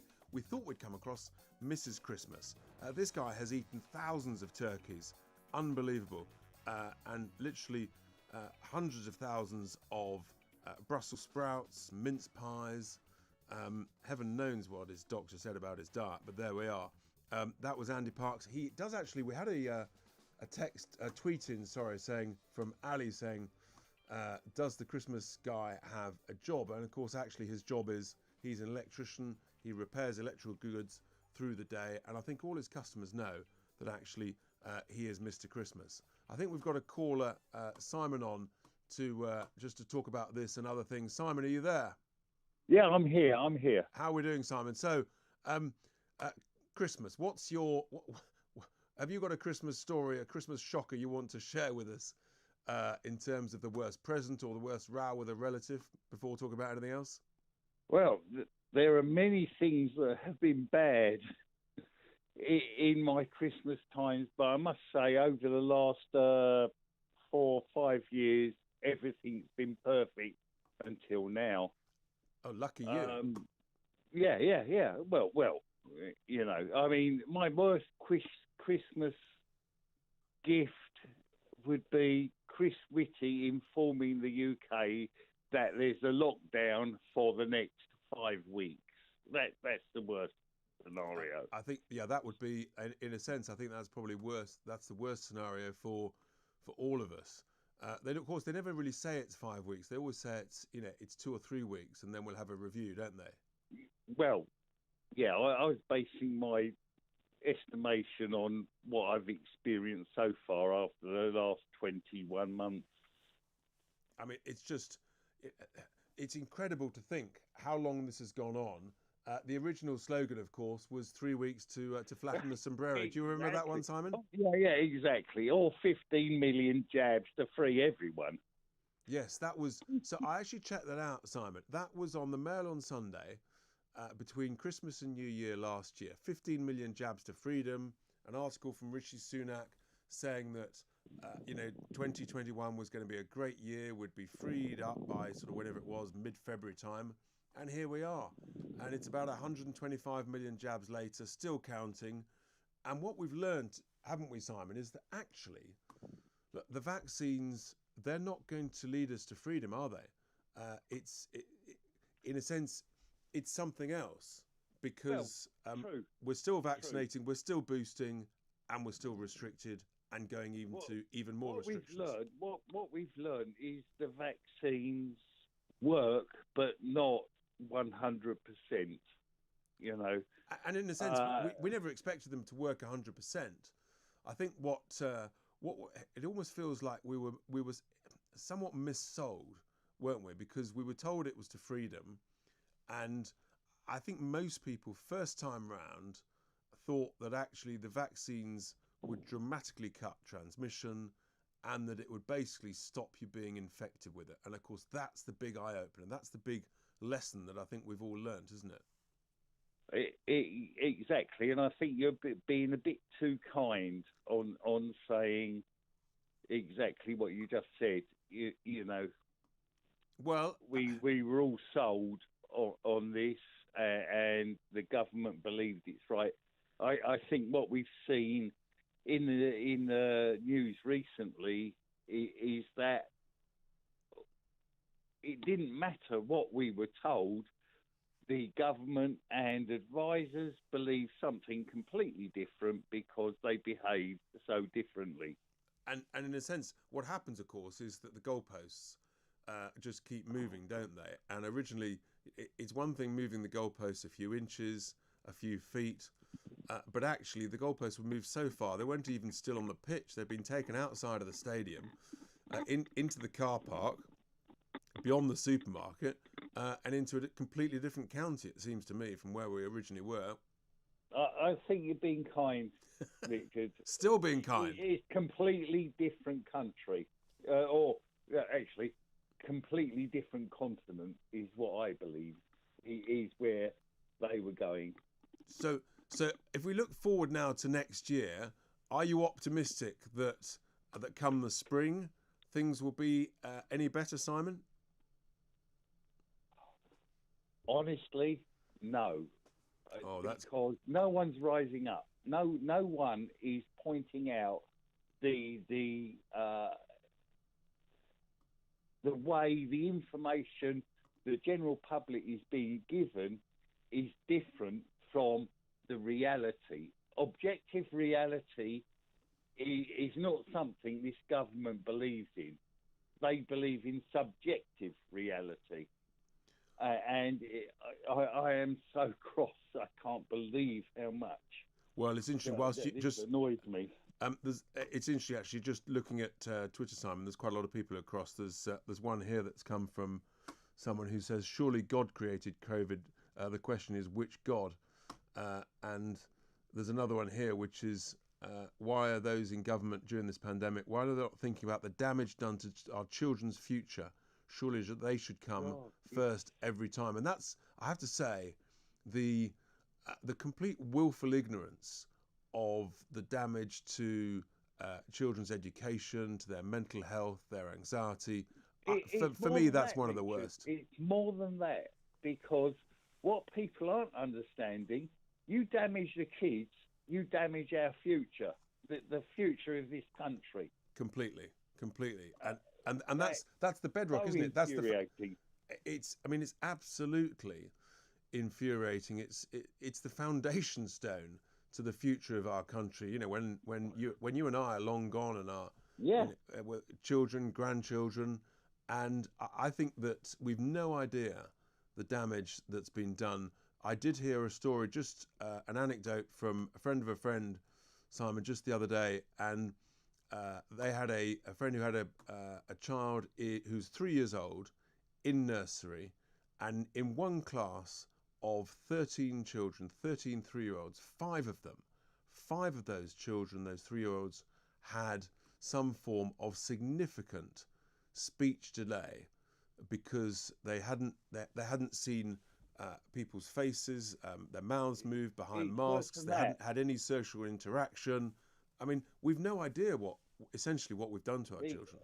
I'm sorry to say, it's worse than that. I've got 11 grandkids, believe it or not, and there are 3 of them that have been just alive during this pandemic, and they went to their first. 2 of them went to their first introduction to kindergarten, for want of a better word, preschool. Yes. And they broke down. They'd never seen their peers. They'd never seen adults apart from their family. There you are. And so they couldn't cope. Yeah, and I heard it's and this sort of thing, these sort of anecdotes, Simon, terrifying. I heard another one where a 6-year-old halfway through, I think the second lockdown at the beginning of this year, and the 6-year-old's father was going to work, and as he left the door, the 6-year-old said to his father, "Be careful, Dad. It's dangerous out there." And that. My word. I mean, it's just extraordinary. The mental impact and the anxiety that we've created. It still troubles me now as I walk past schools when it's all Chris Whitty's doing though. Well, I think it's more than that. It's the government, it's the unions, it's the Secretary of State for Education. But when you see children coming out of school at the end of a day, and they're all wearing masks, and you just know that there's something that's just not right. They create a sense of anxiety, a sense of fear, and I think it just reduces creativity, reduces their confidence. It makes people want to hide under a rock. Even 3-year-olds. And that, I mean, that is no way to develop our future. It's no way to make children creative, thoughtful, just come up with and to play with mates. That would make my heart sing to see my grandkids be able to play. Absolutely. So how old are your? You've got 11. You've done amazingly. How old are the youngest ones then, Simon? Well, mostly not my fault. They're my wife's offspring. Sure. So the age range is from now is from 4 to grandkids, 4 to probably 15, 16. But let's not forget, this all started 2 years ago. Well, exactly. I mean, it's not far from the 2-year anniversary, is it, Simon? Simon, thank you very much for those thoughts. I hope all of you, your family and your grandchildren have a great, great Christmas. We're going to Rita in Slough. Rita, a very good morning to you. Hello, good morning, Mr. Tice. Hi there. Speaking. Hi, you're saying that the children are being damaged, mental health, so they can't read expressions. Yes. I understand that children have to learn, but if they didn't have the mask on, there's a risk that this disease is contagious and they could catch it, and it's better to have like a learning delay rather than being ill or even dying from the disease. Isn't it better to do that instead? Well, I think if you look at the evidence, Rita, and it's a great question, but the evidence is that since the COVID crisis started, I mean, the disease, mercifully, it really, really does not harm children, and a tiny, tiny number. I think less than 20 children under the age of 18, I think I've got that about right, and I think most of them have had other conditions, have actually died from COVID. The number is tiny. Mercifully, children don't suffer very badly from it. And particularly when they're as young as 2, 3, 4. But as I'm told, and I'm not an educational specialist, but from my understanding, what teachers have told me is that actually that delay, sort of 6 months delay at that very young age, actually takes a huge amount of time to catch up, because the brain is like a sponge at that age. It soaks up so much information. If that's held back, that's delayed. I guess we don't know how long it'll take, but people are very troubled by it. Oh, okay. Yes, thank you. Yeah. I mean, have you? But do you work in education or anything yourself, Rita? I work in the NHS. You work in the NHS, yeah, right? Yeah. I don't do. I deal with blood samples and I process those. Right. I'm a lab assistant. Yeah, okay, got you. So you don't work in a sort of a children's ward or wing or something? No, I work in a hospital. Right, got it. Yeah. And and how? Well, thank you for that. And you must have seen some pretty extraordinary times. I mean, how busy? How busy is it now relative to sort of 6-12 months ago? It's always been busy. Even before the pandemic, it was always busy. Always busy. So is it sort of just similar busy? Sorry? Is it the same sort of level of activity and busyness, or is it a bit more now? I don't know whether it's because people, miss their, they don't get to go to the doctors and then miss their appointments and stuff, and then doctors can't see you, they turn to hospital. But ever since I was in hospital, like A&E, they've always been busy, always. Yes, that's right. When the pandemic started, a lot of the work did go down, and it was like really quiet. But then afterwards, when lockdown was, wasn't lifted a bit, and then people came back, people going back to work, and then it started getting busy again. So it's always And I guess when we see the headlines and things, and the stories. Inevitably, the NHS is always busy during the winter period, isn't it, Rita? Yes, it is. Yeah. Well, for me, when we go work in hospitals, A&E is always always busy. So you don't know when they're going to come in and. That's right. Well, Rita, thank you for everything you do. Keep up the good work in the NHS. I know it's not easy, and we know that the NHS has never really got enough contingent capacity to cope with, a surge of activity, particularly in A&E. We're coming to the end of the 3-hour show. Hope you've enjoyed it. The various discussions, the international politics, the long-standing Mr. Christmas. And we want your input. I'm back tomorrow night at 10 o'clock, again standing in for James Well. So I want to hear your worst cooking nightmares for you or your relatives during the Christmas period to entertain us all with. And massive thank you to my production team. Stay with us. Don't go anywhere. You've been listening throughout the evening to Tice Talk here at the home of common sense. It's Talk Radio. Talk Radio, a pig in a blanket of common sense. Listen on the app. And watch it live on your smart TV. It's a Common Sense Christmas on Talk Radio. Hello, I'm Julia Hartley-Brewer, and I wanted to wish you a very Merry Christmas. Let's face it, it can't be any worse than last year's. Can it? At least I hope not. I hope you're having lots of festive fun with your family, your friends, around the Christmas tree, and you've got turkey and all the trimmings. Yes, even those pigs in blankets that apparently were supposed to be so hard to come by. Well, in the new year, who knows what's coming, but at least you know we'll be by your side here at Talk Radio. So enjoy the fun, have a glass of fizz for me, have a great Christmas. We'll be with you in the new year. Don't forget to keep watching and listening. This is Talk Radio. Offence archaeology on Twitter. Quite terrifying. Don't beg Jeff Bezos. Charge him, for God's sake. Have a day off. Use some common sense. People can say whatever they want.